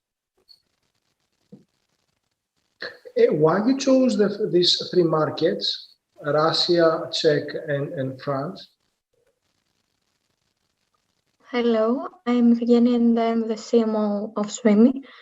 In the context of our market research, we have examined the whole European horizon, and we took into consideration the following criteria: the percentage of blind people as for the visually impaired people as a whole, the global burden of disease superregions, the population of each country, the Human Development Index, so that it could show that people are capable of affording the product, the GDP per capita, the percentage of blind people as for the population per country, the barriers to entry per country, and the development rhythm of Paralympic swimming. So this way we concluded that the most attractive markets in terms of these factors were Russia, France, and Czech Republic. Okay. I think that the most important thing is like really to get up this prototype working and to have this proof of concept and get really the user feedback so that you can perfect the prototype. I think that that would be super cool, and then obviously think about the commercialization of the idea. Okay, cool. Thanks a lot, guys. How much money do you need for the prototype? Excuse me, can you repeat the question? Yeah, so the question is, how much money do you need, let's say, in the next 5 to 6 months to have a really solid case? To create the prototype and have it ready to go to the market, right? Right now, I think that with a little, with small funds, with a little funds, we can make that. So probably around 5,000 euros. Okay, what can you do with 20,000 in 6 months? With 20,000, of course, we can create the prototype. We can make a lot of. We can make some of production. We can produce some units, the first units, and of course, it will be really helpful to promote it, to promote Streamy. First in Greece and then later in those countries, in the other markets. If I may add something, as the CTO, the thing is that we are burning through cash as we are in the testing process. So of course we need money for different versions of the product that we might end up later. And now we are estimating the cost of the prototype at let's say around 100 euros. But then if we just add a different sensor, then maybe the cost has to change. And then if we make 1 or 2 prototypes with slightly different versions, then we just burn through cash just very, very fast. So this is also an important aspect we have to consider. Thank you. Faristo. Do we have a last question? If not, then everything has been very clear. Thank you all very much for being here. We are now coming back to Romania, to Toboro, and Adina Teleucă is going to present a peer-to-peer rental platform where you can find day-to-day objects. Adina? Hello. Hello, everyone. I hope you can hear me. Okay. Yes, we can hear. Can you hear me? Yeah, I'm not sure that your internet connection is very good, but hopefully everything is going to be okay. We can see your slides also. Okay, hope so. Hello, everyone. My name is Adina. I'm the co-founder of Toboro, and I want to start by asking you this one simple question. How many of you have things in your house that you're no longer using? Or maybe you've been in a situation where you needed something for just a short period of time, and then you realize it's not worth buying it because you're going to use it just for a few times. So this is the problem that we identified, the fact that we are buying too many things that we barely use. And this way of consuming brings with it some of the following problems, like the ownership burden, for example, the lack of storage space. It also has a negative impact on climate change, and we can see that we are facing some of the global market challenges like supply chain disruptions, price increases, and Green Deal regulations. So what are we proposing is to switch from a go and buy mentality to go and borrow. And our solution is a peer-to-peer mobile app for renting and borrowing all sorts of things. Through it, you can get access to the things you want for as long as you need. You only have to pay for the use. In the same time, you can list and rent your items to earn some extra money. And in that way, you can partake in a sustainable consumption. So Toboro gives people access to the things they need at a lower price through borrowing and enables them to earn extra money by renting out their stuff. You may be asking yourself, why is now a good time for a solution like this? Well, we believe it is because the consumer trends are changing. We have the cutting edge technology with solutions like blockchain and smart contracts that increase trust and secure the transactions. But there's also a major problem regarding the resource scarcity. In the same time, there's a great market potential because the global sharing economy is increasing year by year. So this is how we're going to make money. For peer-to-peer transactions, we're going to apply a 10% commission on each transaction for both borrowers and owners, but we are also considering a B2C and a B2B component. Here you can see some numbers.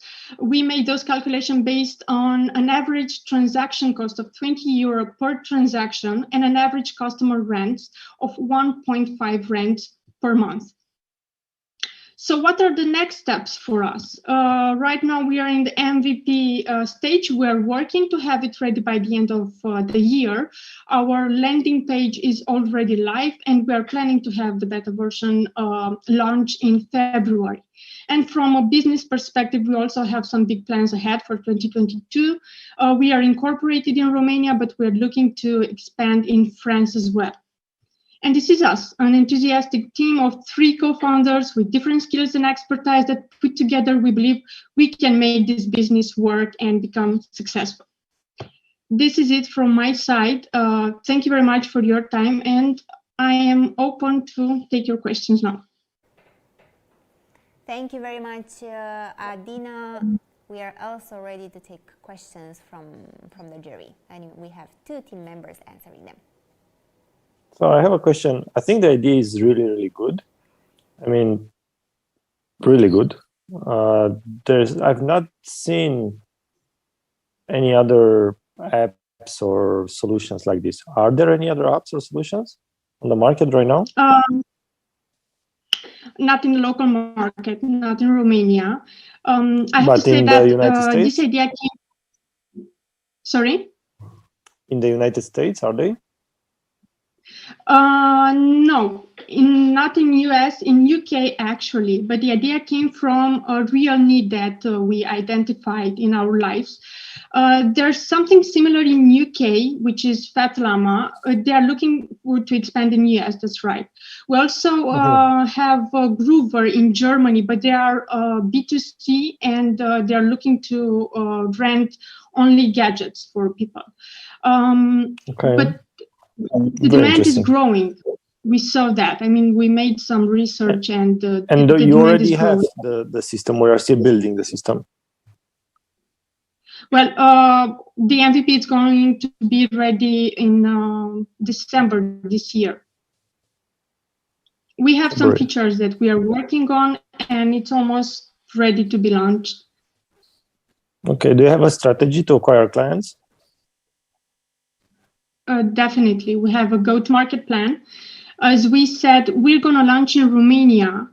We want to have some traction here. And in the meantime, we're going to expand in France because we already have some experience with the French market. And this is going to help us. Yeah, even if we are not counting that much on funding, to be honest. We believe that we have the resource to launch this product, and we're going to need some funding to scale just after the launch. Okay. Okay. Good luck. First of all, really good product, really nice and cool idea. Second of all, I was wondering, do you have any plan for promoting the app once it's live or before? Yes, there's an important budget for marketing because there's a need to make a change in the mentality of the people, especially here in Romania. But we have budget for that. We have a market plan for that. We're going to use, I'm not going to give some in-house ideas, but we have a plan to attract some agencies who can help us on a low budget, hopefully, to make a marketing campaign. I also have experience in marketing. I've been working in this field a few years, so hopefully everything is going to be fine.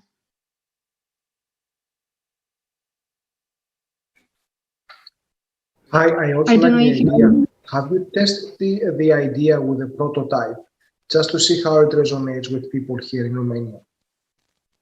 Yeah. The testing is going to happen in December after we'll have the MVP. I mean, we asked a couple of, many people around us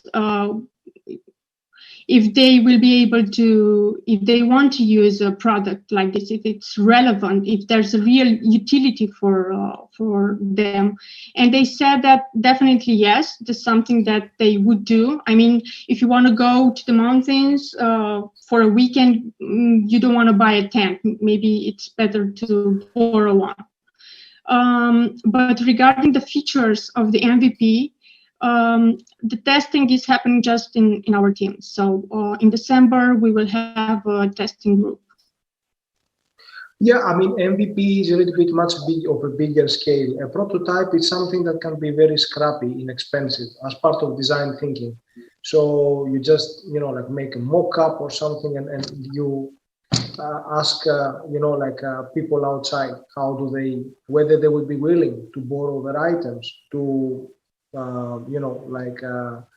people that they do not know.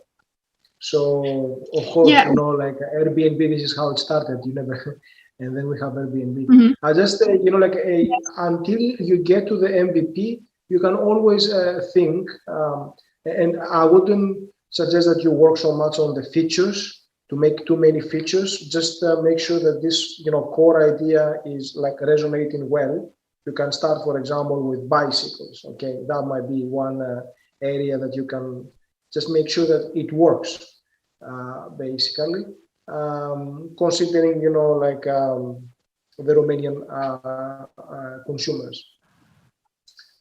That would be my recommendation, and I think it's a good idea.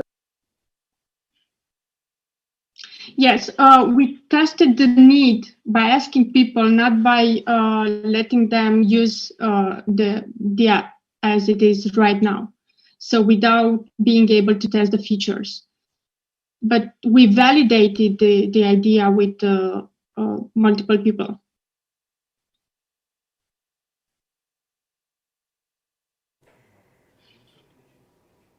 We have time for one last question. I was wondering if you think would be a challenge or an issue if a peer-to-peer platform that is used for selling, like OLX, could take the idea and since they have a lot more capital, could maybe steal it from you, let's say.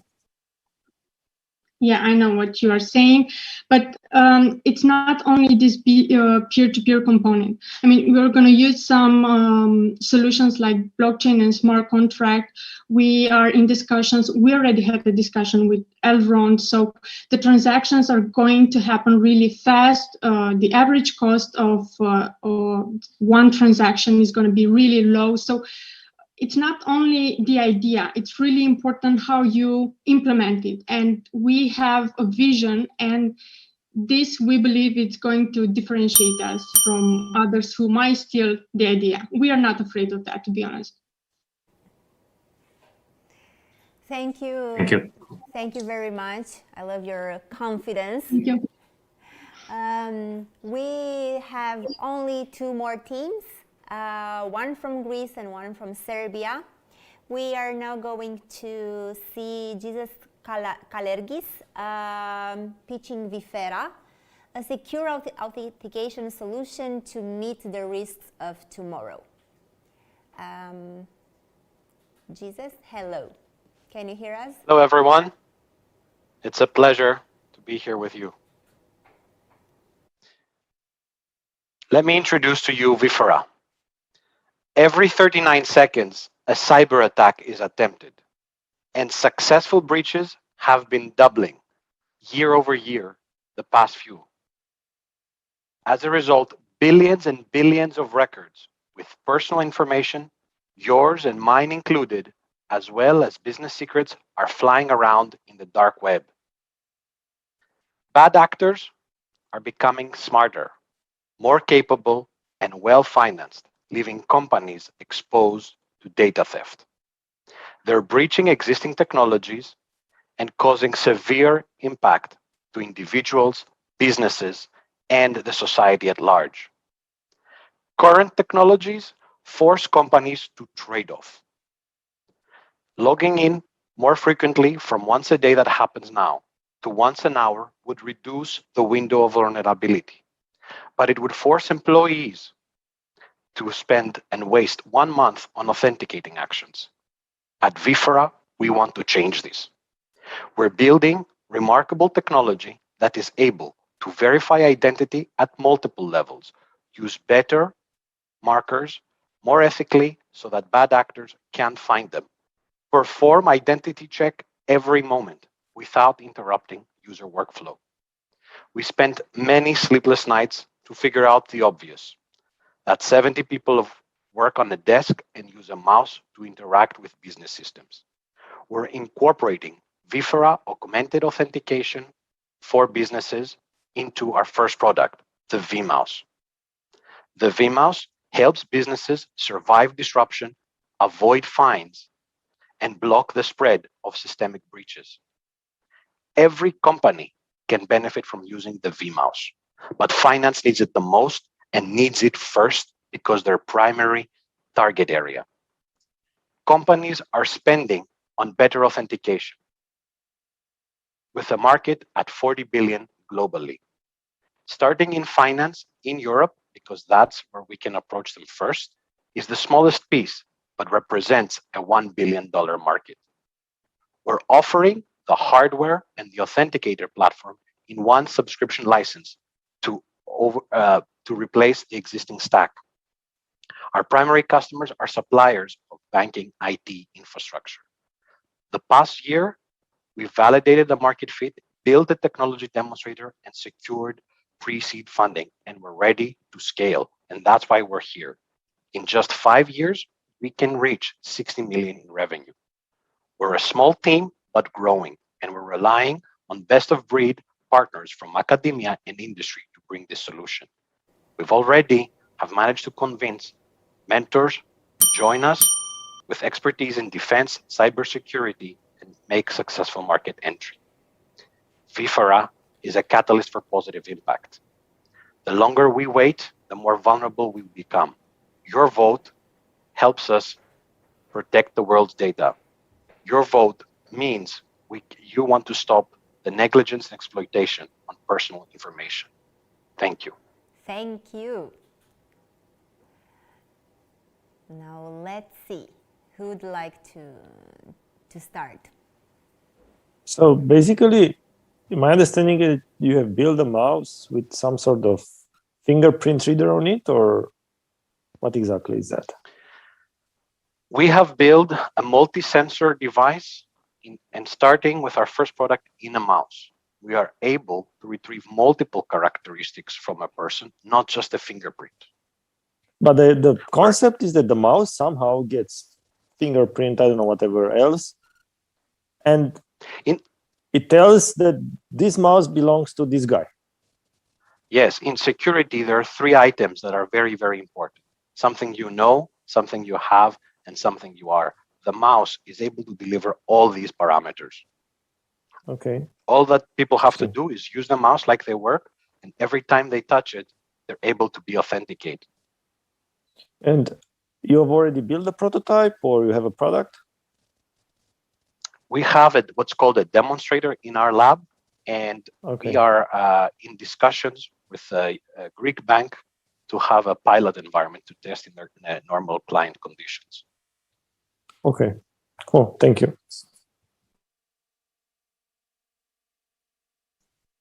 Andrea?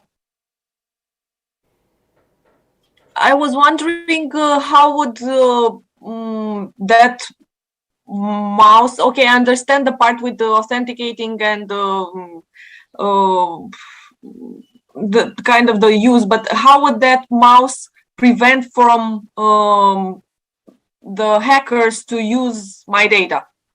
So basically, because I understand that the mouse would actually work like for me to be able to authenticate myself and make sure that I only use, I don't know, my laptop or something, but out there on the internet, I didn't understand how would that protect my data. The data that is already exposed, unfortunately, we can't do anything about it.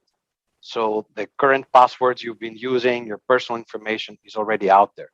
But as our corporations adopt Viphera and link it in with their current system, most commonly with things like Azure Active Directory, now we're getting a bit technical, and having Viphera as the point that says authentication as opposed to a mouse or as opposed to face recognition where your face is everywhere would mean that even if they had the old password, now the new way wouldn't allow them in with that old password. It wouldn't allow them in with that old face or deep fake that they're able to produce.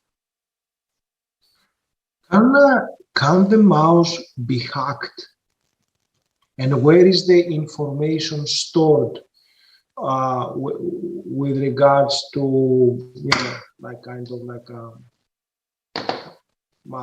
I'll let Helder, our CTO, let me take put that. it like this. That is an excellent question, and we are working tirelessly to protect users' data. So at this moment, all of the data that we collect from a person is completely encrypted, completely transformed in ways that nobody can detect, and furthermore, and far more important, is completely disconnected from the grid, from the internet. So in this way, we ensure that no data, even if accessible, which is doubtable, will be safeguarded from the user. I will add, right now we're using the mobile device as a means to authenticate us with work. Mobile receives more attack than any other medium. It only makes sense to have a different place for work and a different part for authentication.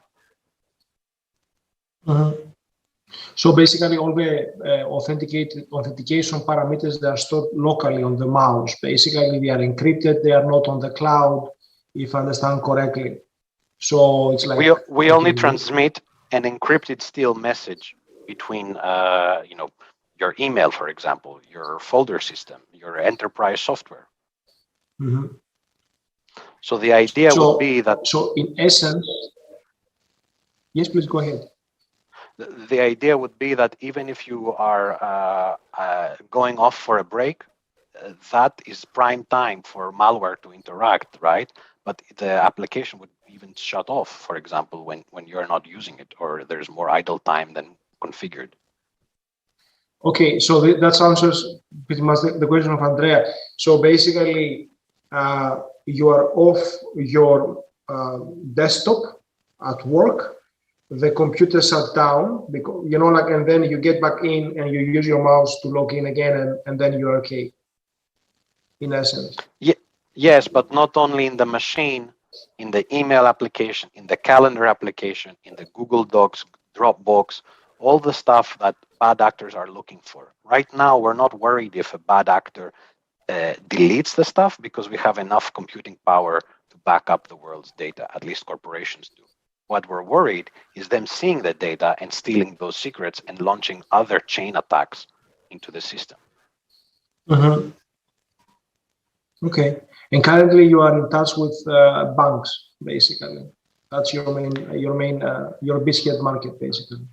Our beachhead market is banks because all the statistics points that everybody is trying to attack them, and actually they hold, because of KYC, a lot of other information, which can mean that I be a customer in a bank, but I work at a telco, so they can use my information to get in my or in Coca-Cola, for example. So protecting that sector means we do most of the dirty job. How difficult is the thing that you are doing? And because now I'm holding a mouse from Microsoft, okay, but I guess they are into also this piece. How easy is for them or difficult for them, for somebody else to do what you do? I'll answer the first part. Helder, you can take the rest. In theory, it's very easy. But if they do it with current technologies, as in current fingerprints, which have been already breached and suffer from deep fakes, we will solve nothing. Our IP lies in to be able to do 3-factor authentication at once with an improved fingerprint, something that's very similar. I can't say now because of an NDA and a patent pending scanning procedure, but also do knowledge factors and something you have. And the combination and configuration of all these is the secret sauce. So that's the difficult part, basically, that you are doing. Yes. Thank you. The time Thank is you. up. Thank you very much for your questions Thank and you. answers. Now we are going to the last team from Serbia. Women on the Way, Katarina Ejdus, is presenting a social startup that creates unique designs made by refugees women from Serbia. Katarina? Hi Hello. everyone, can you hear me? Yes, we can hear you and we can see you.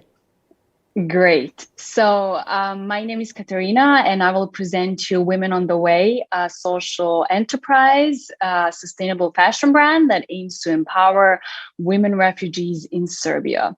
So Goli and Farima are refugees from Iran and they have been in Serbia for a few years now. They're highly educated. They have great range of skills, but they lack employment opportunities. In here, we're tackling two problems. One of them being the great influx of refugees coming from the Middle East from since 2015 until now, and having challenges to integrate and find job.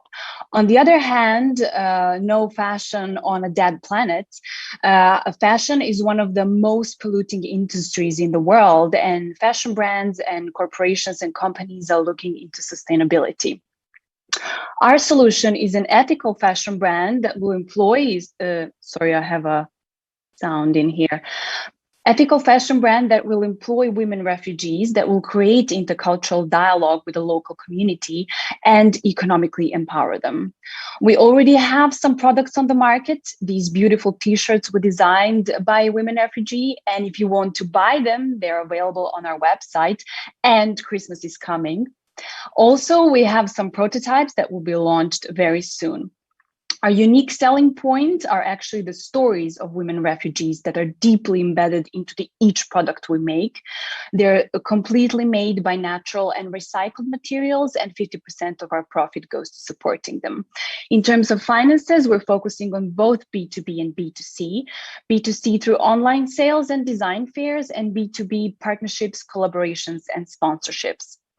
We're focusing on women who are socially and environmentally conscious, who already buy locally made design.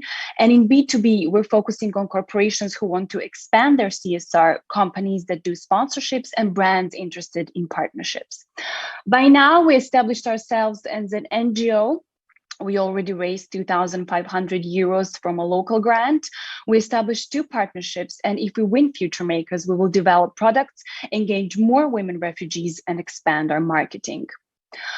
In the next 6 months, we will continue our market and production testing and expand the partnerships and sponsorships. In a year time, we're going to raise 15,000 euros, which equals to 6 sponsorships, paying 2,500 euros by companies or corporations, which will allow us to create 744 t-shirts. In 2 years' time, we're going to double that. In terms of the team, that's my sister and me. She's a digital designer, and I have a master's degree in intercultural dialogue. And as extended team, we have NGO partners. We're looking for corporations looking into expanding their CSR, and also we're looking into mentorship, which will help us grow. If you want to be the change in this social initiative, we invite you to join us. Thank you. Katarina, thank you. Thank you for your energy. It's not easy to be the last one pitching. Who would like to start with the first question for Katarina?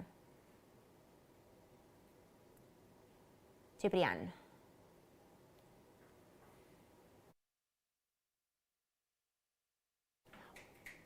Sorry, Ciprian, I cannot hear you if you're speaking. Yes, can you say that again, Ciprian, please? Sure. So what I said is that I really enjoy your energy and the cause. I think we need significantly much more than that, and we need significantly much or many more t-shirts, if you catch my point. I have a question about sponsorship. It feels like you're putting a lot of energy to get a lot of companies on board. Why not try get one company for 15K or 2 companies for 15K, etc. And can you or what other revenue sources do you see besides sponsorship? That's a very good question. We kind of wanted to make it cheaper for the companies and corporations, but one-off sponsorships of 15,000 euros will be great, but we kind of try to make it realistic. On the other hand, the question you had was regarding other ways of revenue. We definitely, as being an NGO, we definitely can apply for grants at great international organizations like United Nations, UNDP, UNHCR, which help us and let's say give us the freedom to raise additional funds besides sponsorships. Because in Serbia, I know in Romania is quite similar. We do not have the law that regulates social enterprises. That's why we can kind of tackle the both things.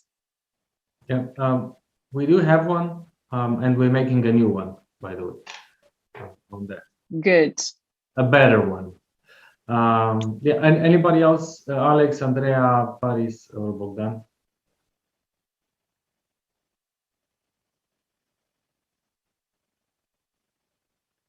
Because I have two more questions, but let's see if the others want to pop in. No? Okay. The other question is about how would you transform this into a business? So being a social enterprise, our main goal is it is profit, but not only profit. And we are functioning as a business, but a social business. That's why we are definitely combining ourselves with other brands and trying to tackle the sustainability part that other fashion brands are struggling to. So that's something we're trying to build our business around. But on the other hand, we're focusing on B2C as well, because we think that it's very important to create a community of change that understands that not everyone in this society is actually happy to be in a place that they are. So that's why the business is quite hybrid, I would say, and that's why we kind of try to play on the both sides. Okay, cool. Can I ask before you go, Cyprian? I mean, this is also very noble what you're doing. A little bit on the specifics. So the women refugees that they're producing this clothing or art. How do they get compensated? Like, is it like, do I get it correct? Like 50% of the proceeds they will be going to them. What is the how does the business model work for them? So what we do is we use the 50% of our profits directly to them, either to fund the projects that will benefit them.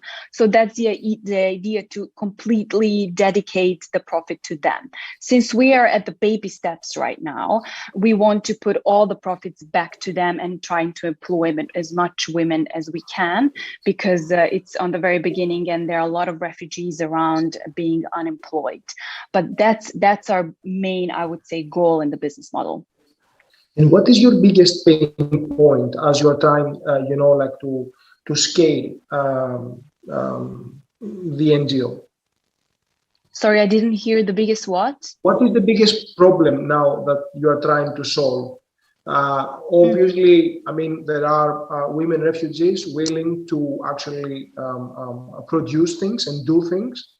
What is your main pain point? There are women refugees who are sitting jobless in our country, and interestingly, they come from the Middle East, where sewing is something that both men and women are doing. So that's the skill they already have. But what's our biggest problem in here is financial sustainability. That's why being B2C is not enough.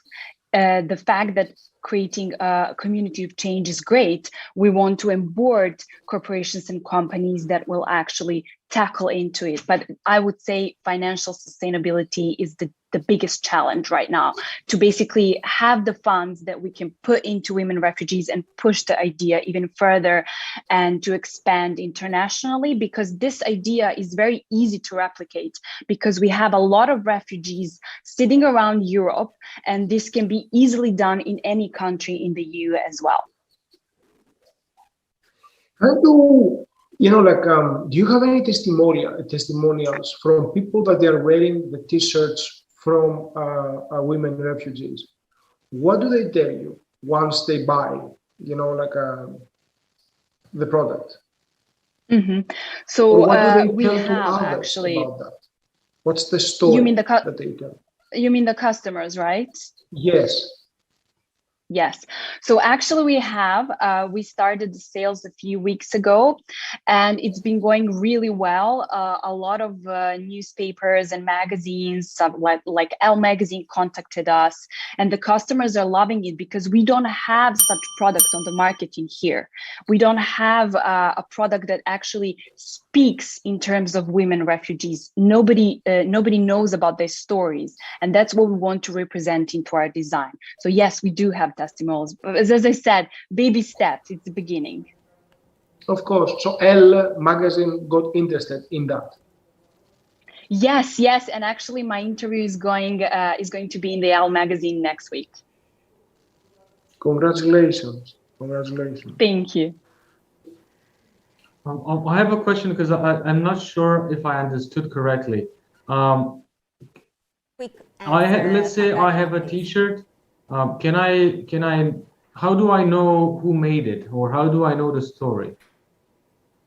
Actually, when you buy the T-shirt, you get a little like piece of thank you card where there is explained how we use our profit, who made your clothes, and there is backside information on who are women refugees in Serbia today and what is the problem that we're trying to tackle. So it's part of our packaging.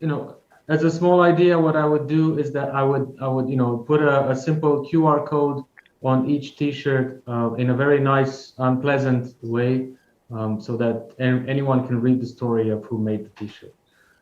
That's exactly. That was something that we were actually thinking about. So thank you. Thank you very much, Katarina. Thank you.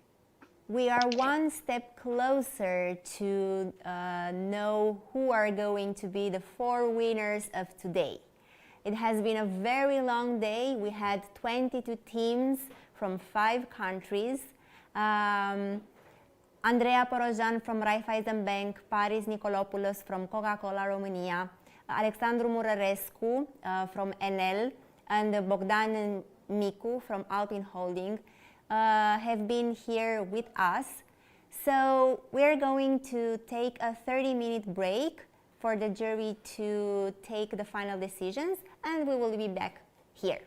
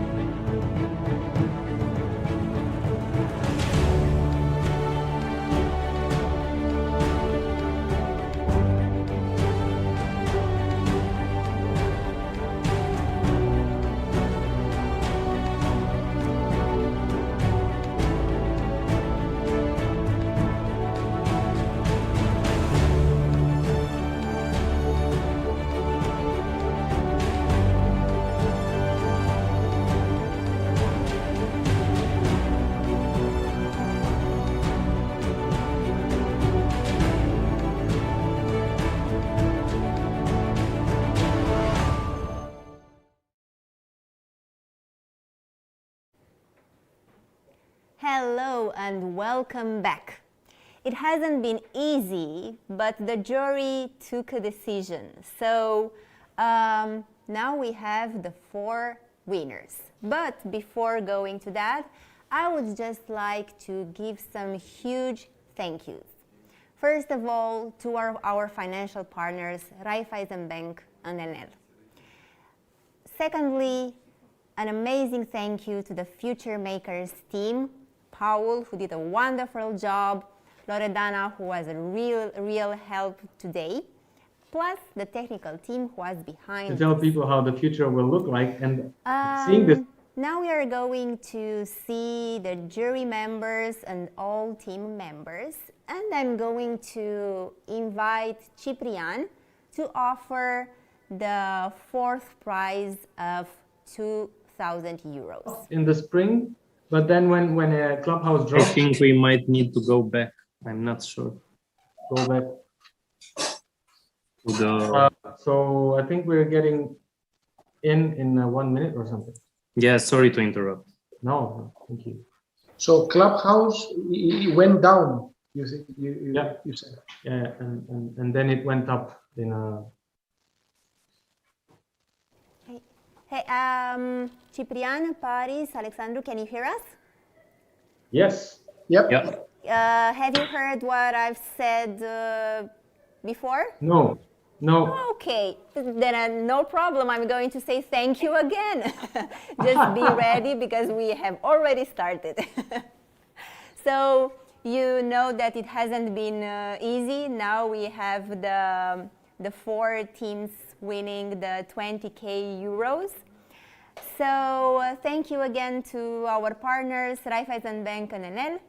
And thank you to the Future Makers and Social Innovations team, with a very special thank you to Paul Nekita, and all the Future Makers in the call know what I'm talking about. So now I would like to invite Ciprian to offer the 2,000 euros prize. Ciprian, can you hear us now? Yes, I can hear you. Can you hear me well? Yes. Okay, so besides, I'm not going to be long, by the way, unlike some other times. Besides what we put as financial prizes, we're very excited to tell you that this is not the end, and we really want to continue to work with you. And I'm not talking about the 4 winning teams, but I'm actually talking about all the teams that were in the program, even if you pitched or didn't pitch. So to some extent, I think we're just starting, and you will get, or we will try to give you as much support as you need to actually move forward in time. Now, I'm going to announce the winner of the one of the 4 prizes. This is a 2,000 euro, but plus other types of support. Let me just check so that I don't mix up. I'm kidding. I know exactly who. So I'm very happy to tell you that the first one of the first prizes goes to somebody that has a business called Do It. Woo! Oh my God. I can't believe it. Thank you so much. Thank you so much. We're so happy. I'm speechless, actually. I think we know we all need to be active and understand what we can do, and what you do is of course a big deal. Now that's all from me. I'm gonna give it back to Roxana, and let's go. Congratulations. And now I'm going to invite Paris to offer the 3,000 euros prize. Thank you all. I really learned a lot today. So although we're supposed to give you questions, I think that I have learned a lot from each of the startups or ideas yet in the making. I so it was like mainly a big responsibility on my end to be with all of you. And I think that what Ciprian mentioned earlier, that I think that we are entering now, or you are entering a bigger mentoring network. And I think, what I would advise you is just use this mentoring network. So thanks a lot for the session and the discussions. The award goes to Fourier. So thank you again. Wow! All of you. Thank you so much for this. Thank you so much for this. Thank you so much. We're very excited, and we're gonna put it to good use. Thank you again. Thank you. Congratulations! You did a wonderful job. Now we have 2 more prizes. The next one is going to be offered by Alex from Enel, 5,000 euros. Hello. I really like to thank for the opportunity that I've been given in joining this. It was really, really nice to participate. I appreciate all your work and implication in all the projects, and I would like to congratulate you all and thank you for the time spent. Now, moving on to the 5,000 euro prize, which is awarded to the second place, which goes to a really innovative product, which is SwimMe. Thank you very much. We are very proud and very happy for this event. Thank you. Thank you all the people for Future Makers. Thank you. Congratulations. If you have something to add, now would be the time before going to the prize. Actually, we are very excited that we have won this award from Future Makers, and Future Makers has been a long journey from when we started until now. And during this time, we were able to learn so many things, to develop ourselves, to discuss different topics, to expand our network, as you said before. So it was a wonderful experience, and we are very glad for this. Congratulations. Andrea, I would like to invite you now to offer the big prize of 10,000 euros to the winning team. Well, first of all, thank you everybody, and thank you to all the teams for getting prepared for tonight's event. Great job to everybody. We saw a lot of innovative ideas and solutions, a lot of good business plans, and a lot of potential for the startups that pitched tonight. So another congratulations from my side, and a big thank you for taking the time to think about these nice and innovative solutions. And I would like to offer the big prize tonight, which goes to drums and everything, and applauses to Toboro. Wow. Congratulations. Congratulations. Thank you very much. Wow, we are so nervous. Thank you very much. This is a very important validation for us. May I say something, or I don't know? This is huge. I mean, this is the first incubator, the first prize. I don't know, when we entered the Future Makers incubator, we had only the idea, the team and the plan, and it helped us a lot to set up a time frame and a framework, and we've learned so much. So this is why I want to encourage every early stage startup to go through a process like this. And I know, Ciprian, that you say that this is money to fail. We will fail to fail, but we will make our mistakes, that's for sure. And it's going to be an ongoing learning process for us.